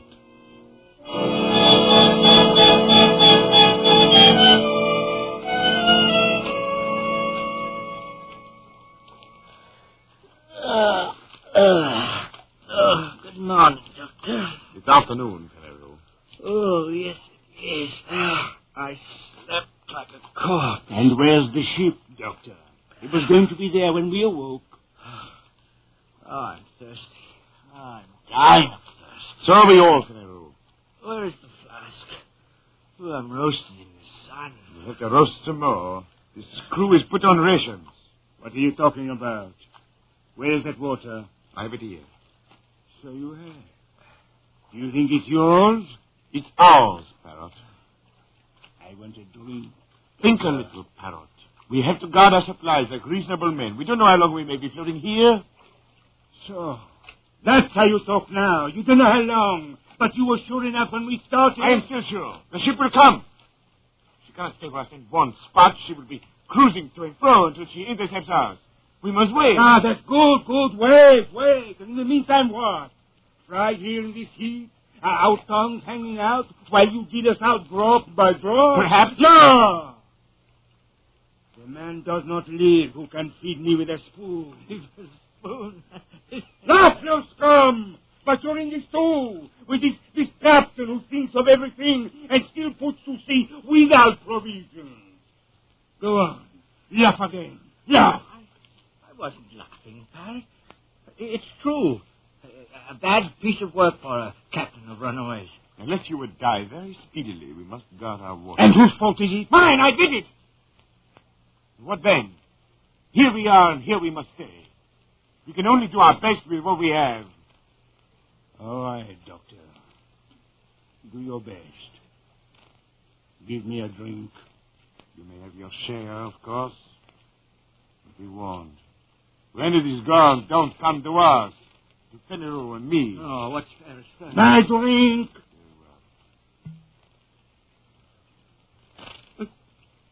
A thimbleful? One thimble?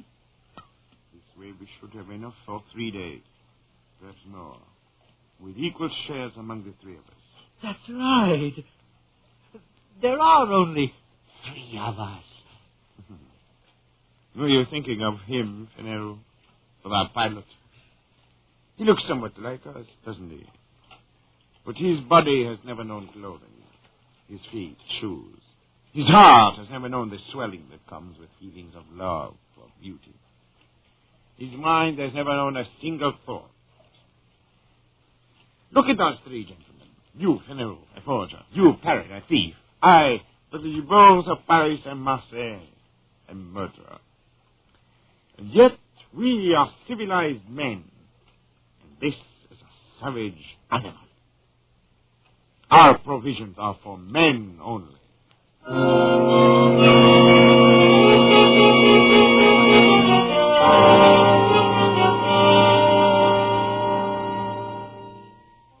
The 3 men awoke to their second day on the raft.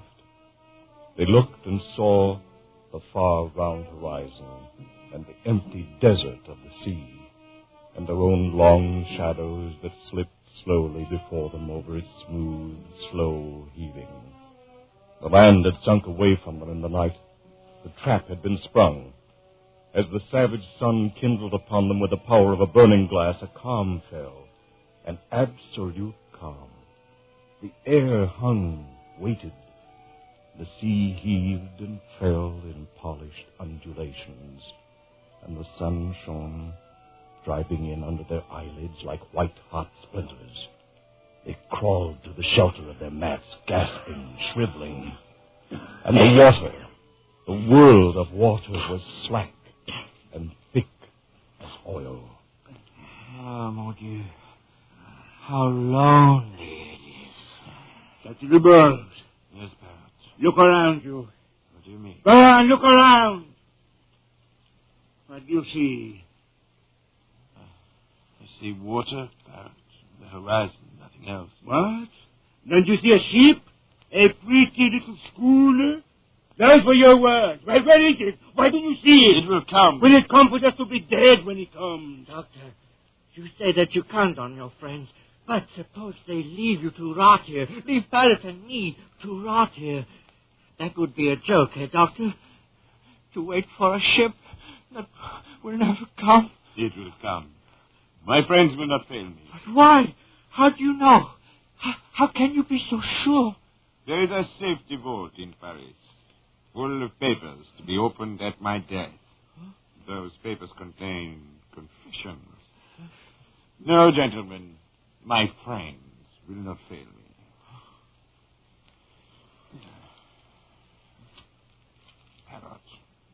Parrot. A moment ago you asked what I saw. Well? There was something I neglected. What was that? I see a Kanaka on this raft with us. He does not join us. He does not look at us. He sits on his heels in the way of the native, with his arms hugging his knees. He sits at the stern, motionless under the shuddering sun, gazing out into vacancy. Whenever I raise my eyes, I see nothing else. Only this Kanaka. And he seems to be enjoying himself quite well. I was thinking so myself. The terrible, the savage. He does not seem to suffer. What's going on in his brain? What does he dream there? He looks at us as though he hates us. The dirty rat. Maybe he's waiting for us to die. Maybe he's waiting for the reward. At least he wouldn't starve on the way home, and he could deliver us piece by piece. How does he do it? Has he not any feelings? I've been wondering about that. It may be that his fibers are tougher, his nerves But are we strong have had enough. water, and he has not. And yet, see, his skin, it's fresh and moist. And his belly round as a melon. Don't tell me this savage is thirsty. Is there any way he could steal our supplies? Certainly not. Suppose he has his own supplies hidden. What? We see. Search the raft. Look under the mat. I saw him this morning here. Did you hear? Nothing. No, there. Doctor. Okay. Over there. Oh, I'm sorry. No. No.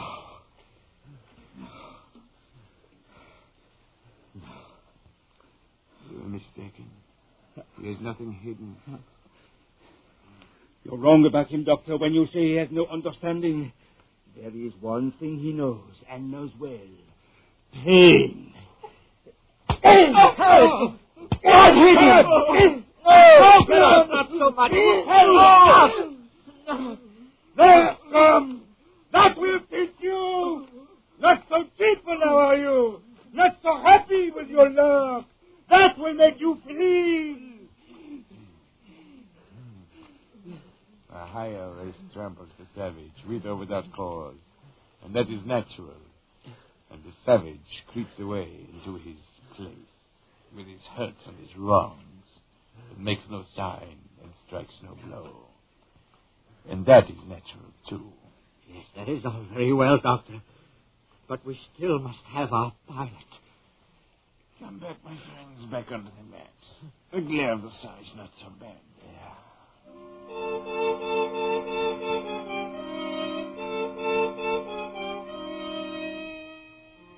So the days dragged by, the second and the third, and now it was the fourth day. And still there was no breeze, And still there was no ship. Doctor? Yes? What do you stare at? It's him, Savage. Look at him and look at us. We are dying. Our powers are ebbing. And him? He's naked, wild, brutish. He's yet to give the slightest sign of complaint or weakness. Yes, it's true. At night he stretches out and sleeps. Those long hours when we wrestle and fight with despair, he sleeps like a child. Then in the morning he resumes his place aft, unchanged, fixed, a growing wonder. Doctor, is this a man or a fiend? A man, it's man. A miracle. A man and a very poor and wretched example of a man. You will find no lower type anywhere. Look at his cranial angle, the high ears, the heavy bones of his skull. He's scarcely above an ape. Then what? He has a secret. Secret? But we see him. Every move he makes, every minute. What chance has he for a secret? How absurd. Here are we three, children of the century, products of civilization. And here is this man who belongs before the Stone Age. In a set trial of fitness, of wits, of resources, is he to win? Absurd. What kind of secret? I can't say. Perhaps some method of breathing, some strange posture he uses to cheat the sensations of the body. Such things are known among primitive peoples, known and jealously guarded, like the properties of certain drugs or uses of hypnotism. Who knows? We can know. We can find out. To ask him, useless. He will not tell. Why should he? We scorn him, giving no share with us. We abuse him. And so he falls back on his own expedience. He remains silent, as he always has been, as he always will be. He never tells the secrets. They are the means by which he has survived from the depths of time, by which he may yet survive when all our wisdom is dust. There are a number of ways of learning secrets. I know them all. Power. It would be useless. He could stand any torture you might invent. You saw how he behaved before. No, it's not the way. Talk! I'm tired of all this talk. Kill him and throw him over. Let's be rid of this thing. We gain nothing. And what do you want? To beat him. That's what I want. To beat him at the game. For our own sakes, for our own racial pride. We must. To outlast him.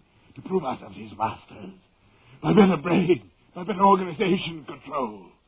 Watch him. Watch him, my friends. So that we may trap him. So that we may find him out. And defeat him in the end. Watch. I will watch, all right. You old windbag. I am not sleeping anymore. To leave you alone with that bottle. The bottle. Oh, the bottle. I've been meaning to discuss our rations with you. Have you? We are running very short. I'm afraid we must all take a cut again. And what are we down to now, Doctor? Half a thimbleful. No. We must keep our weight. I say no! Then we'll put it to a vote. You say no, I say yes.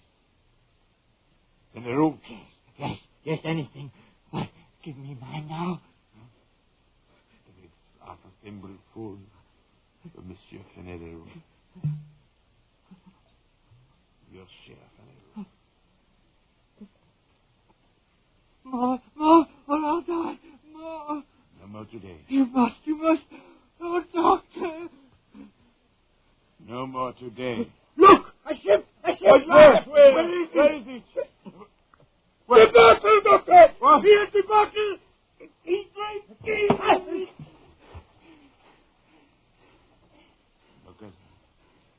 You killed him with that oar. What about the bottle? There's some left.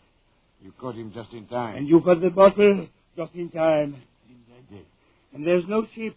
There will be no ship. We are done. Because of you and your dirty promises that brought us here. Doctor. Liar. Fool. Don't come any closer. If you want this flask broken over your head. No. I would not want that. All right. Just think. Why should you and I fight? We can see this trouble through and win yet. This weather can't last forever. Besides, now here would be only two of us to divide the water. Yes? Yes. That is true, is it not? Fenelero kindly leaves us his share. An inheritance. All right. I'll take mine now. My share now, if you please. Later we shall see. So be it.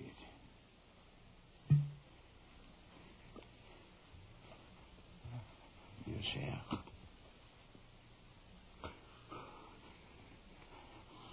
Many thanks. And now, Fenao share. To me, please. As you say.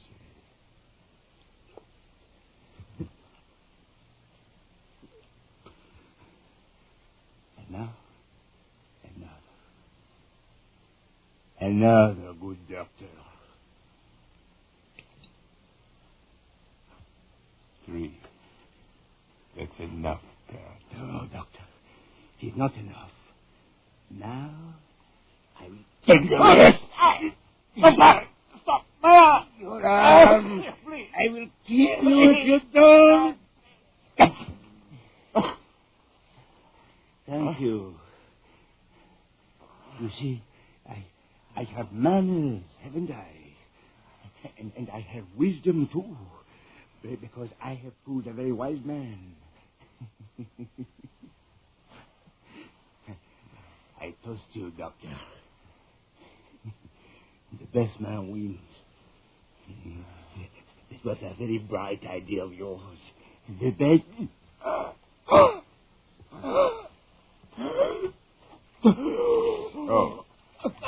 Best man wins.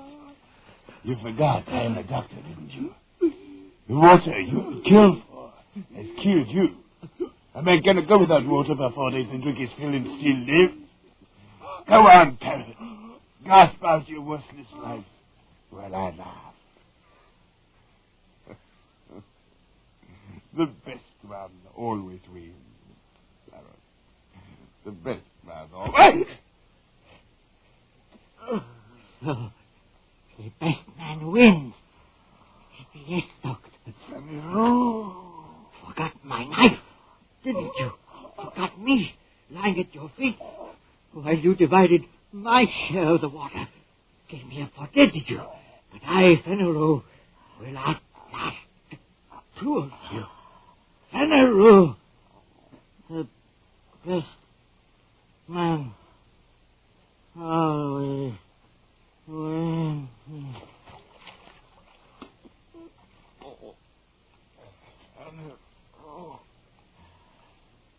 You fool. What? Running out.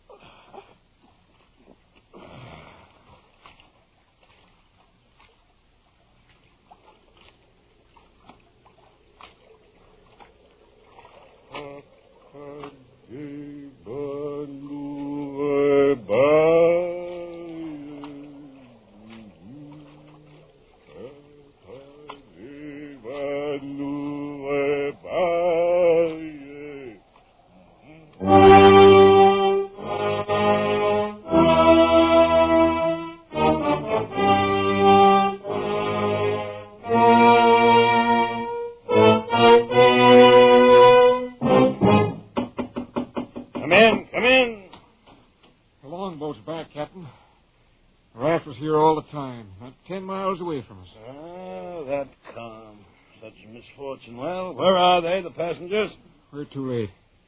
All dead. Will you mind your business? But one is stabbed to death, another is skull crushed, another fried by the sun. All dead. Well, then, all the better. They'll cost nothing to feed. But how... Hogsheads, my friend, the hogsheads in the afterhold. Fill them nicely with brine, and there we are. I don't understand. You're dull, Mato, very dull. The gentleman's passage is all paid before we left Sydney. I contracted to bring back 3 escaped convicts. Well, I'll bring them back in pickle. So if you'll go back, Mato, and bring them aboard for the trip, I'll be much obliged. Very well. Oh, there's a 4th man in the raft, Captain. Hmm? A Kanaka. Still alive. What do we do with him? A Kanaka? No word in my contract about any Kanakas? Leave him there. After all, he's only a savage.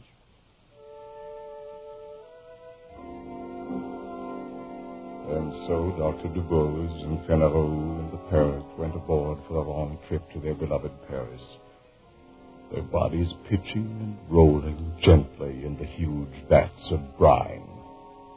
On the raft, the fourth man raised his head slightly as a wind freshened from the west. He watched until the schooner turned, shaping away for Australia, and disappeared over the rim of the horizon.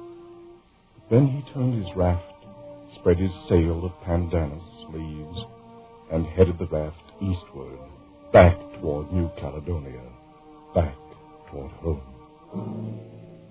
Feeling somewhat dry after his exertion, the native plucked a hollow reed at random from the rushes on his raft. Slowly, lazily, he stretched himself at full length in his accustomed place at the stern. He thrust the reed down into one of the bladders underneath the raft and drank his fill of sweet water.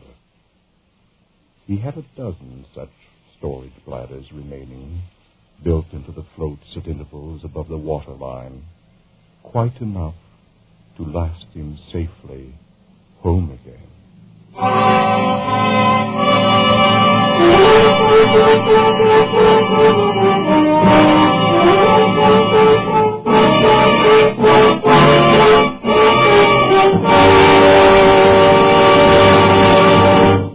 Escape is produced and directed by Norman MacDonald, and tonight brought you The Fourth Man by John Russell, adapted for radio by Irving Ravitch, and featuring Barry Kroger as the Doctor, Joseph Kearns as Veneru, Jay Novello as Parrot, Lou Merrill as the Captain, Byron Kane as Morteau, and Eric Rolfe as the narrator. Music is conceived by Cy Feuer and conducted by Wilbur Hatch. Next week. You are groping in the dark of an African night, trapped on a dock above a crocodile-infested river, fighting for your life against a ruthless giant from whom you must escape.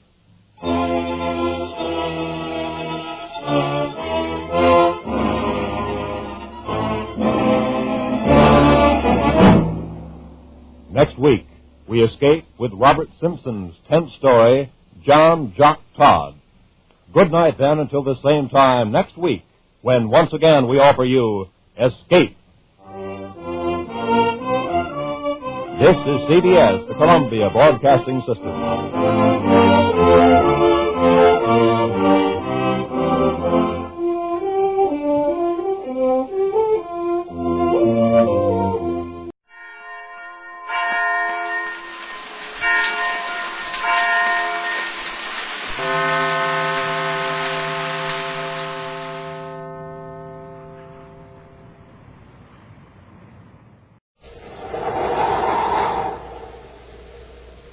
Rice Chex and Wheat Chex, the bite-sized cereals in the red and white checkerboard packages, present Space Patrol!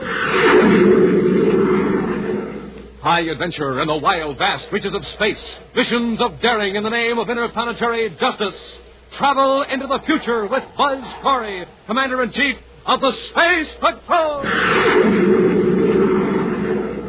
In today's transcribed Space Patrol adventure, a saboteur has just escaped from a locked compartment aboard the Terra 5. Now, with ray guns drawn, Buzz and Happy are searching the ship. He still must have that special spacesuit on, sir. At least it wasn't in the compartment. How did they get out? Smashed the door. Customer. There he is. After him, Hap. Hold where you are, I'll fire. He's heading for the weapons compartment. This'll stop him. Wow, that ray gun never even phased him. That suit is completely shielded. Come on, we'll have to tackle him. He's in the compartment with all the weapons. All right, Halcorn, come out of there. Come and get me. You'd better have something better than a ray gun, because I can drop you if you take another step. We'll return in just a moment with today's exciting Space Patrol adventure, The Test of the XK-3. One bowl of rice checks. Here you are, Commander. Thank you. Me, I'll have wheat checks. Hi, Space Patrollers. This is Commander Corey. And Cadet Happy, having ourselves a top breakfast with our favorite cereals, Chex. Rice Chex and Wheat Chex, Space Patrollers. Tops for taste. Terrific tasting out of the box or out of the bowl. Smoking rockets, they're delicious. Chex are tops for size. Size just right for easy eating. You know something, Space Patrollers? That neat bite size makes Chex taste even more delicious. Right, Hap. And, gang, a good, nourishing breakfast with Chex is tops for get up and go. Official Space Patrol get up and go, just like the Commander has. So go get 'em, Space Patrollers. Chex, rice or wheat. In the red and white checkerboard packages. With a picture of me or the swell picture of Cadet Happy on the outside and the free Space Patrol trading card inside. Say, Commander, how about another bowl of Chex? This time, I think I'll have rice Chex. Make mine wheat Chex.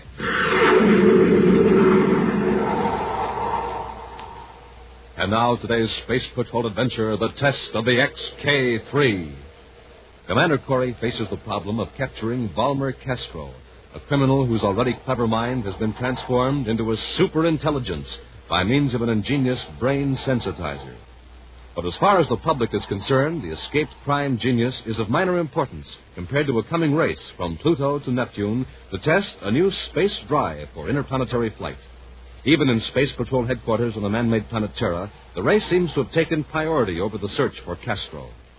In his central office, Buzz Corey focuses a pinpoint tracer beam on a gigantic space chart as Cadet Happy looks on. This will show you the relative positions of Pluto and Neptune, Happy. Yes, sir. They're in opposition to the sun. Right. They're as far apart from each other as they can ever get, nearly 7 billion miles, or more than 250 million DUs. Wow, that'll be some race. Mm-hmm. It's the longest straight line distance between any two relatively stable points in the solar system. Yes, sir. But if the distance is the object, why not race the two ships clear around the orbit of Pluto? That may come later, Hap. But if the XK-3 performs the way we think it will, no further test or demonstration will be necessary. Well, then you think the XK-3 is sure to win? Well, it's too early to be certain about something as new and revolutionary as the new space drive, Happy. Well, from what I hear, nobody but a lot of old fogies think the Atlas stands a chance. Well, I wouldn't call a man an old fogey merely because he puts his faith in something that's been proved dependable. The Atlas has covered billions of DUs with the standard drive. I'd sure like to be aboard the XK-3, Commander. No one is going to be aboard either ship. Each will be robot-controlled. Oh, to keep the human element out of the contest, huh? At the present stage, the XK-3 space drive isn't shielded against radiation. Oh? If the test is successful, shielding will be installed, but it would be pretty expensive to shield a unit that probably will have to be pulled apart anyway for a checkup. All right, Happy, suppose we forget about the race and settle down to work. Huh? And that means Volmer Castro. Any leads on him yet, sir? We're checking on his past associates. Yeah, but now that he's got his super brain, he'll probably get himself a new gang. Crooks more in keeping with his high IQ. That's undoubtedly what Castro wants to do, but it'll take time. Smart as he is, Castro can't go it alone. He's wanted by the Space Patrol. He'll need help. Obviously, no honest man will help him. So we'll have to contact some of his old gang. Right. The doctor's cerebroscope didn't put facts or knowledge in Castro's brain. It only made his brain more able to use the facts that are already there. Right now, he'll use that intelligence to gratify his old selfish motives and weaknesses. Well, what are his weaknesses, sir, outside of stealing? That's what we want to find out from his former associates. Let's contact Captain Damon and see if he's picked up any of Castro's old gang. Elsewhere, in a small community on the planet Mars, Volmer Castro seems entirely unconcerned by the fact that he is number one on the Space Patrol list of wanted criminals. His penetrating eyes never leave those of his visitor, a tall, burly spaceship technician named Grant Halcorn. You understand, Halcorn? You'll leave at once for the Pluto test base. Your traveling instructions are in this folder. Well, look, Mr. Castro, I don't know about getting inside the base. All been arranged. We'll have no trouble if you keep your mouth shut. Once you're aboard the XK-3, well, you know what to do. I suppose they make a check of the ship before blastoff. Of course they will. But they won't be looking for stowaways. Not in that gear compartment smack up against the space drive unit. Now, they'll be too interested in checking instruments and controls. I'm worried about that spacesuit, Mr. Castro. Doesn't seem like much protection. It's been thoroughly tested. You'll have done your work and be out of the ship before a harmful dose of radiation has a chance to penetrate. Yeah, if I can stand the exhilaration. That suit's awful bulky. Suppose I can't move to the escape hatch. The XK-3 won't be given high acceleration until the flight's well underway. By that time, well, you'll have made the necessary adjustments to the robot controls to prevent acceleration. Sure. Then I bail out as the ship crosses the Jupiter orbit. That's right. Your jetpack will be sufficient to give you a trajectory away from the XK-3's vector, and I'll pick you up. Okay, Mr. Castro. I got this, Halcorn. I've got a considerable sum of money on this race. The XK-3 is the heavy favorite. If the Atlas wins, I'll have 10 million credits to set up my organization. Now, don't worry. The XK-3 won't stand a chance. Naturally.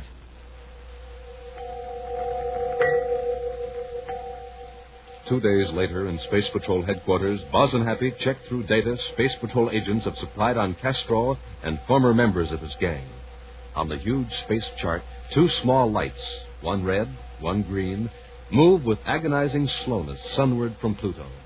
Despite the temptation to watch the progress of the race, Happy diligently checks the reports. What a bum this guy Castro is, Commander. Even his pals can't trust him. Here are 6 guys who've told our agents that if they even saw Castro again, they'd bust him in the jaw. Well, they might have said that just for effect. Did any of them say why they were angry at him? Yes, sir. They're all sore about the same thing. Castro made bets with them and then welched when he lost. But he always collected when he won. Very interesting, Happy. Very interesting. We've just learned something quite useful about Castro. We have? Yes. He's a gambler. Yeah, and very unsportsmanlike. I'll notify our undercover men to keep an eye on suspected big-time gamblers. They'll need cooperation from local authorities on that. Gambling is out of Space Patrol jurisdiction. Well, some guys will gamble on anything. I know a mechanic who's betting on the Atlas. Imagine a guy who's supposed to know something about spaceships, and he bets against the XK-3. Well, perhaps out of sense of loyalty, Happy. You know how fond you can get of a spaceship, whether you fly it or help repair it. Well, he's one of those old fogies who doesn't like anything new. We must have a lot of old fogies in the universe, Hap. A lot of intelligent people think the Atlas will win. People must be crazy. The odds are 20-1. And look at the chart, sir. The Atlas blasted off ahead of the XK-3, and already the XK-3 is gaining. The race has just started. Neptune is still millions of DUs away. Well, the only way the Atlas can win is for somebody to fire a space torpedo into the XK-3. Well, if you're worried about somebody blasting the XK-3, forget it. I've assigned patrol ships from every planet to guard the race vector. Oh, the lucky guy that drew the assignment for Terra. Who got it, sir?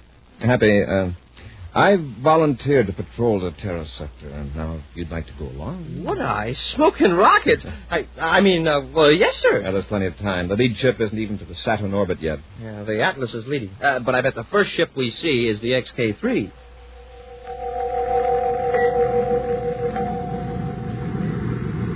Here it comes, Commander, and right on vector. Yes, fairly close to schedule, too. Adjust the viewscope sensitivity control, Hap. Let's see which ship it is. Oh, it's the XK-3, of course. What else could... Hey. Commander, it's the Atlas. Why shouldn't it be the Atlas? It blasted off first. It's the total elapsed time that determines the winner. Well, yes, sir, but the way the XK-3 was gaining at first... I'll check with Pluto.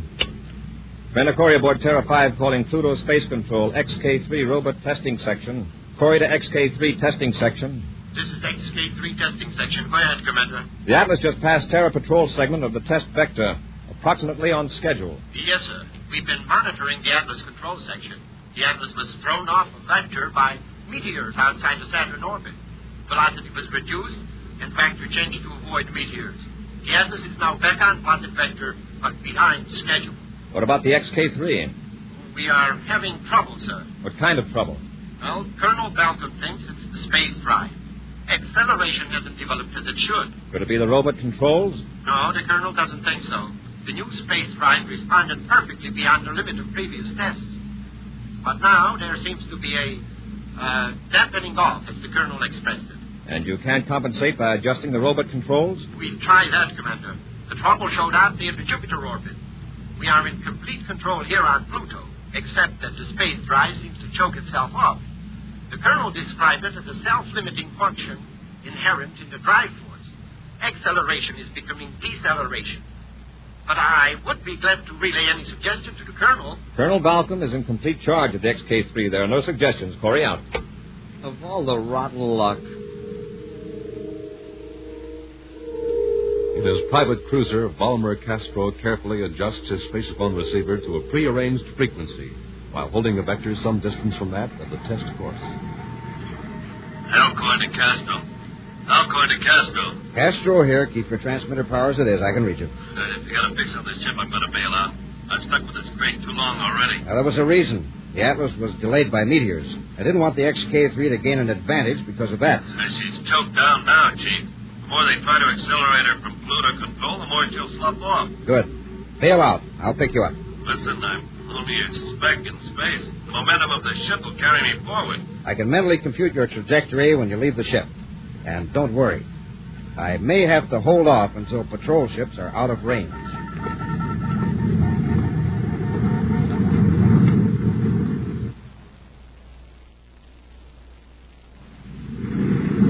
Got it in the viewscope, sir. The XK3. But it might as well be a century-old tub the way it's blooping along. I can't understand it, Hap.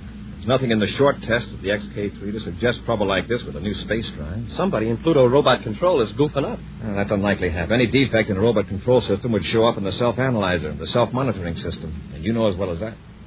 Hap, look at the viewscope screen, number 3. Smoking rockets. What is it, a baby meteor? I don't think so. At any rate, it's receding from us. No meteor was ever that shape. Get a vector on it, Hap. Yes, sir. Hey, am I nuts? It looks like a man. A man in a spacesuit. You're right. Line him up in the vector computer, quickly. Well, what in the name of Jupiter's moons is he doing out there? Now, I've got it, sir. Unless he's changed course with a jetpack or something, this is the way it lines up. His vector would cross that of the XK3. Yes, sir. But backtracking the XK3 vector, the ship and the man were at the intersecting point at the same instant. Either they came mighty close to a collision, or the man's trajectory began at the ship. In other words, he was aboard the XK3. But that's impossible. Nobody could survive the radiation from the power unit. It's completely unshielded. I'm changing vector. We're going to overtake that man. Get into a spacesuit, Hap, and then into the airlock. Get ready to pull him aboard.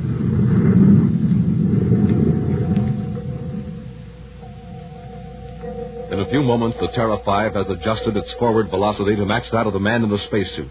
In his own spacesuit, Cadet Happy waits in the airlock with the outer hatch open, ready to pull the man into the ship.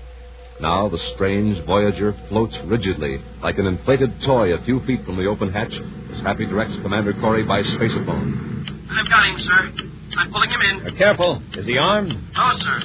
He's got a new type of spacesuit. Thick metal. It looks like a... Uh-oh, my radiation indicator's clicking like mad. This guy's as radioactive as a ton of uranium. Get him after the decontamination compartment, quickly. Following Commander Corey's orders, Cadet Happy takes the unresisting captive to the decontamination compartment, thrusts him in, and turns on the radiation neutralizers. Half an hour later, at the commander's request, Happy goes back aft to investigate, then rushes to the control compartment. Commander, he's gone. He's got out of the compartment. What? It's empty, sir. He must be hiding further aft. I'll cut on to automatic control. All right, come on. Have your ray gun ready. Yes, sir. He must still have that special spacesuit on, sir. At least it wasn't in the compartment. How did he get out? He smashed the door. But the radiation must have been neutralized. The decontaminator was off automatically. There he is. After him, Hap. Hold where you are, I'll fire. Commander, he's heading for the weapons compartment. This will stop him. Wow, the ray gun never even phased him. That suit. It's completely shielded. Come on, we'll have to tackle him. He's in the compartment with all those weapons. All right, come out of there. And then get me. And you better have something better than a ray gun, because I can drop you if you take another step. We'll return to Space Patrol in just a moment. This is Dick Tufeld with news from Edwards Air Force Base, Muroc, California. I've got an interesting story for you this morning about one of the most unusual-looking planes in the sky today, the XF-92A, designed by Convair Aircraft, San Diego.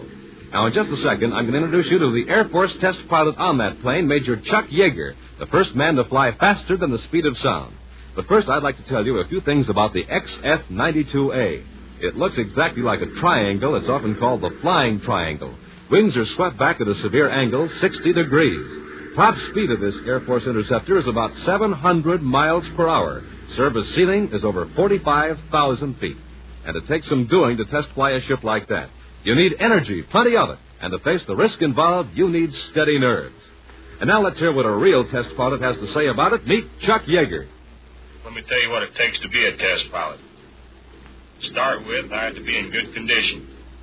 That means get plenty of rest, plenty of exercise, and good food at every meal. For breakfast, I like a cereal that really tastes good and has plenty of energy. Like Rice Chex and Wheat Chex, right, Chuck? Yes, Chex are the cereals that are tops three ways. For taste, for size, for real get-up and go. So make sure you keep yourself ready for action, the way famous test pilots do. Pick your cereal for flavor and for energy. Today, get Rice Chex and Wheat Chex. And remember, they're tops with America's top pilots.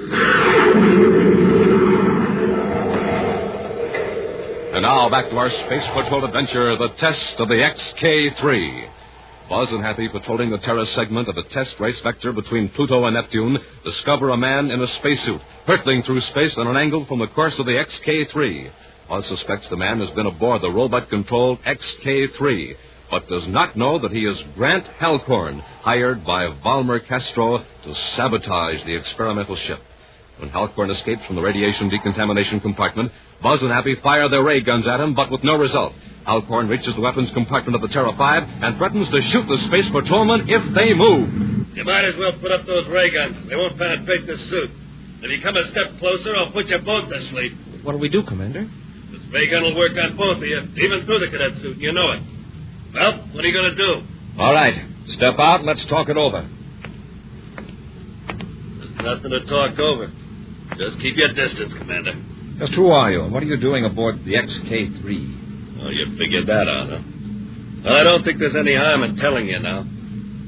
Grant Halcorn. I was just making sure that the XK-3 wouldn't win the race against the Atlas. Who are you working for? What makes you think I'm working for anybody? Because really smart men don't run risks of radiation burns, even in shielded suits. The smart boys hire chumps like you to take all the chances. That's so. Now, who would want the new spaceship drive to fail? Someone interested in standard drive ships? Maybe. No, Halcorn. Anyone in the industry would realize that one failure wouldn't stop progress. The only one who would benefit would be a man who would bet heavily against the favorite. In other words, a professional gambler. A gambler who refuses to take chances. Someone like Valmer Castro. All right, Corey. I haven't got time to listen to you. Get moving, both of you. I hit it right, didn't I, Halcorn? I said shut up. Go on. Move forward. You too. So smart, Corey. Well, this time you're up against some real brains. Hold it. It's in this compartment. Never mind, I'll look myself. Empty. In you go, Commander. Go on! Yeah. That'll hold Corey. Now you, Cadet, you're coming up forward and show me how to work your spacephone. I've got to contact a certain party.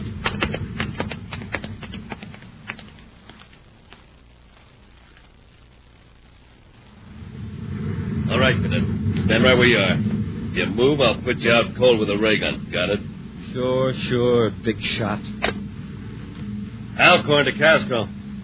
Halcorn calling Castro. Castro here. Go ahead. I'll make it short, Chief. Aboard Corey's flagship, the Terra 5, but don't worry, I'm in charge. You telling the truth? Sure. Commander's locked up in a compartment, and the cadets here at the business end of a ray gun. Now, here's what I did. I'm not interested in details. We haven't much time. Head for Jupiter's fourth moon. You know the place I mean. Yeah, you bet. Land and come aboard. And we'll blast off for Venus and wait there until my men collect the bets. You'll collect, all right. The Atlas is sure to win. I know. Now, change vector for Jupiter moon number 4 as quickly as you can. Castro out. All right, Chief. So the commander was right. You are working for Castro. Shut up and take those controls. Head the ship to Jupiter number 4. Now, don't try any cute antics. What's that? The meteor alarm? I don't know. Smoke on rockets. It's the air system. There's a leak in the hull. Where? Check the indicator. There, see where that red light's flashing? Yeah, I see. Well, where's the damage? In compartment 3. We've got to get there quick. Take it easy. It's airtight, isn't it? You and I have got spacesuits on. Yeah, but Commander Corey's in there. He hasn't got a spacesuit. That's his tough luck. Look, Halcorn, if you bring the commander into Castro alive, isn't that going to boost your stock? Yeah, that's right. Well, then hurry. If we act quickly, maybe we can save it. All right, get going.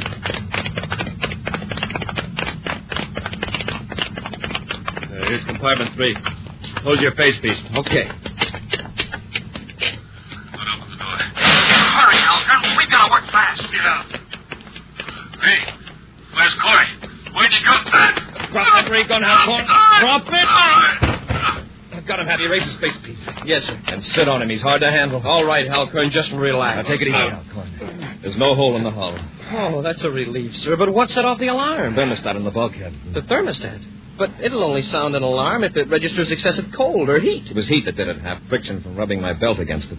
Let's get Halcorn out of that spacesuit so it'll be easier to handle. And we'll get him up forward. And Halcorn, if you know what's good for you, you'll talk. That's the straight truth, Commander. Castro's waiting for me on Jupiter's fourth moon. First, I'd like to restore the XK-3's robot controls to normal. There's nothing you can do about that, Corey. The XK-3 must be virtually in free fall by now. If we take all the acceleration we can stand, we can overtake the XK-3 and correct those instruments. How can we locate the XK-3? Pluto Space Control is probably broadcasting periodic reports. Check that frequency. I'll get into Halcorn's shielded suit and be ready to go aboard. By the time Buzz has donned the heavy, cumbersome spacesuit, Happy has obtained a fix on the XK-3. It is still hurtling on toward Neptune at a steady velocity, but of course losing ground to the still accelerating Atlas.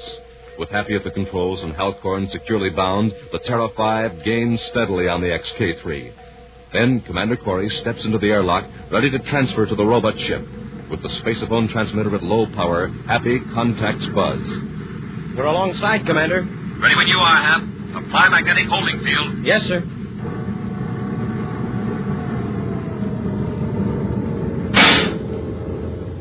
Airlock's joined, sir. Very good, Happy. I'm going aboard.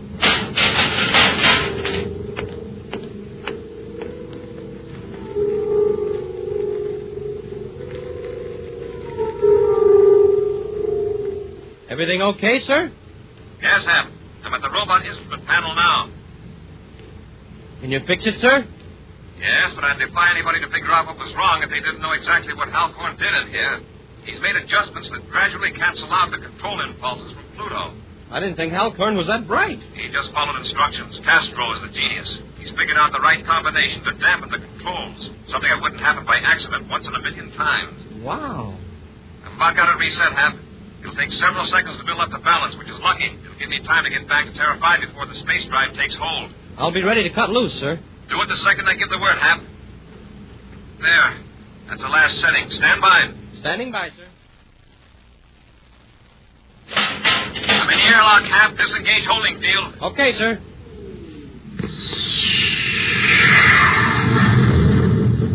Smoking rockets. The XK-3 really took off. Are you okay, Commander? Yes. I'll go back to the decontamination compartment and neutralize this radiation. You set a vector for Jupiter's fourth moon. Following the directions of Grant Halcorn, Cadet Happy skims low over the surface of Jupiter's moon, number 4. Suddenly, below them, in a crater, Buzz and Happy see a private space cruiser. A few moments later, inside the cruiser, Valmer Castro watches with grim satisfaction as a figure lumbers across the floor of the crater in a bulky spacesuit. Then, as he hears steps in the airlock, he draws a ray gun and holds it behind his back.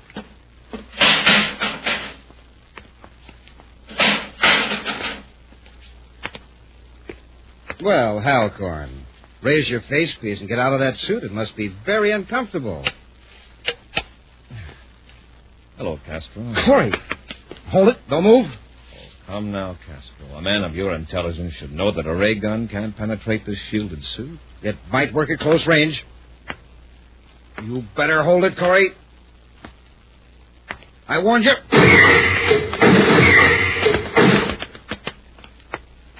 Hand over the gun. All right, Castro. Get into a spacesuit. I'm taking you aboard Terra 5. And get this simple fact into that super brain of yours. One false move and I'll...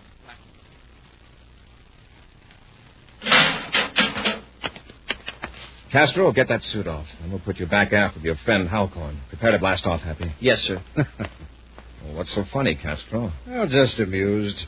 You know, when I'm discharged from the center, I'll be free of what you call my criminal tendencies.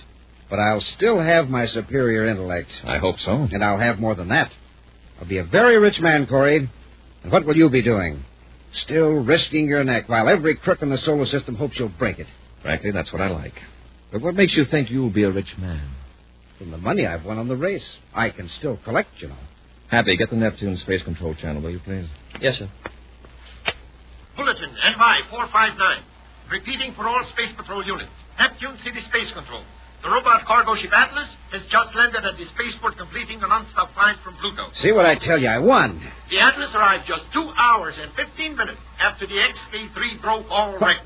It's impossible. The XK-3, with its new space drive, roared into victory despite a long delay that gave the Atlas a 10 million DU lead. Official figures of the XK-3's record run will be released at 0900 Universal Star Time. Neptune Space Control out. It can't be. I don't believe in gambling, Castro, but this is one bet you're going to pay in full. Ready for blastoff, sir. Fire rockets. Fire rockets. Up, ship and away.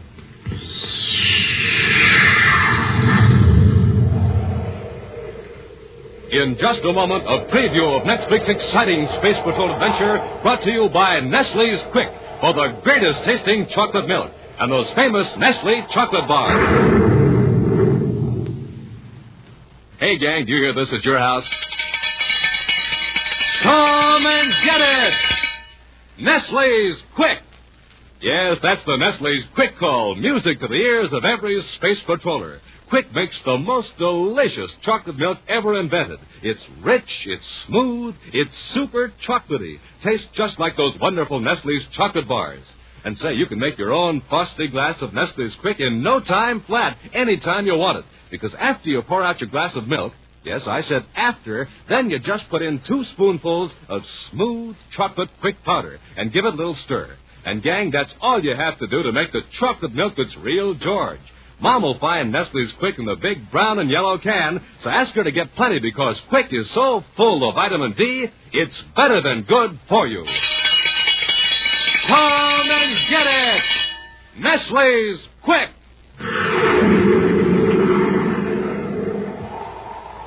And now, a preview of next week's exciting Space Patrol adventure. Buzz and Happy are testing a new spaceship out beyond the Saturn orbit. Suddenly, they find themselves on a collision course with another spaceship. That pilot must be crazy. He suddenly changed vector right toward us. He's not trying evasive action, so it's up to us. Fire starboard rockets. Commander, he's still coming at us. Hap, that ship is a robot-controlled guided missile. If we don't blow it up, it'll hit us. Stand by to fire space torpedoes. Standing by, sir. Fire one. Commander, the torpedo controls are jammed. We're going to crash. Be sure to join us next week for the thrilling story, The Image of Evil. Space Patrol, created by Mike Moser, starring Ed Kemmer as Commander Corey and Lynn Osborne as Cadet Happy, was written by Lou Houston. Produced and directed by Larry Robertson, executive producer Mike Devery. Other players were Bela Kovach, Norman Jolly, and Ken Mayer. Dick Tufeld speaking. Now, don't forget to tune in next Saturday and every Saturday for the new exciting Space Patrol. Space Patrol was brought to you today by Rice Chex and Wheat Chex, the bite-sized cereals in the red and white checkerboard packages. Be sure to see another exciting Space Patrol program on your local ABC television station. Consult your local paper for time and channel. This program is broadcast to our armed forces overseas through the worldwide facilities of the Armed Forces Radio Service. Space Patrol came to you transcribed from Hollywood. This is ABC Radio Network.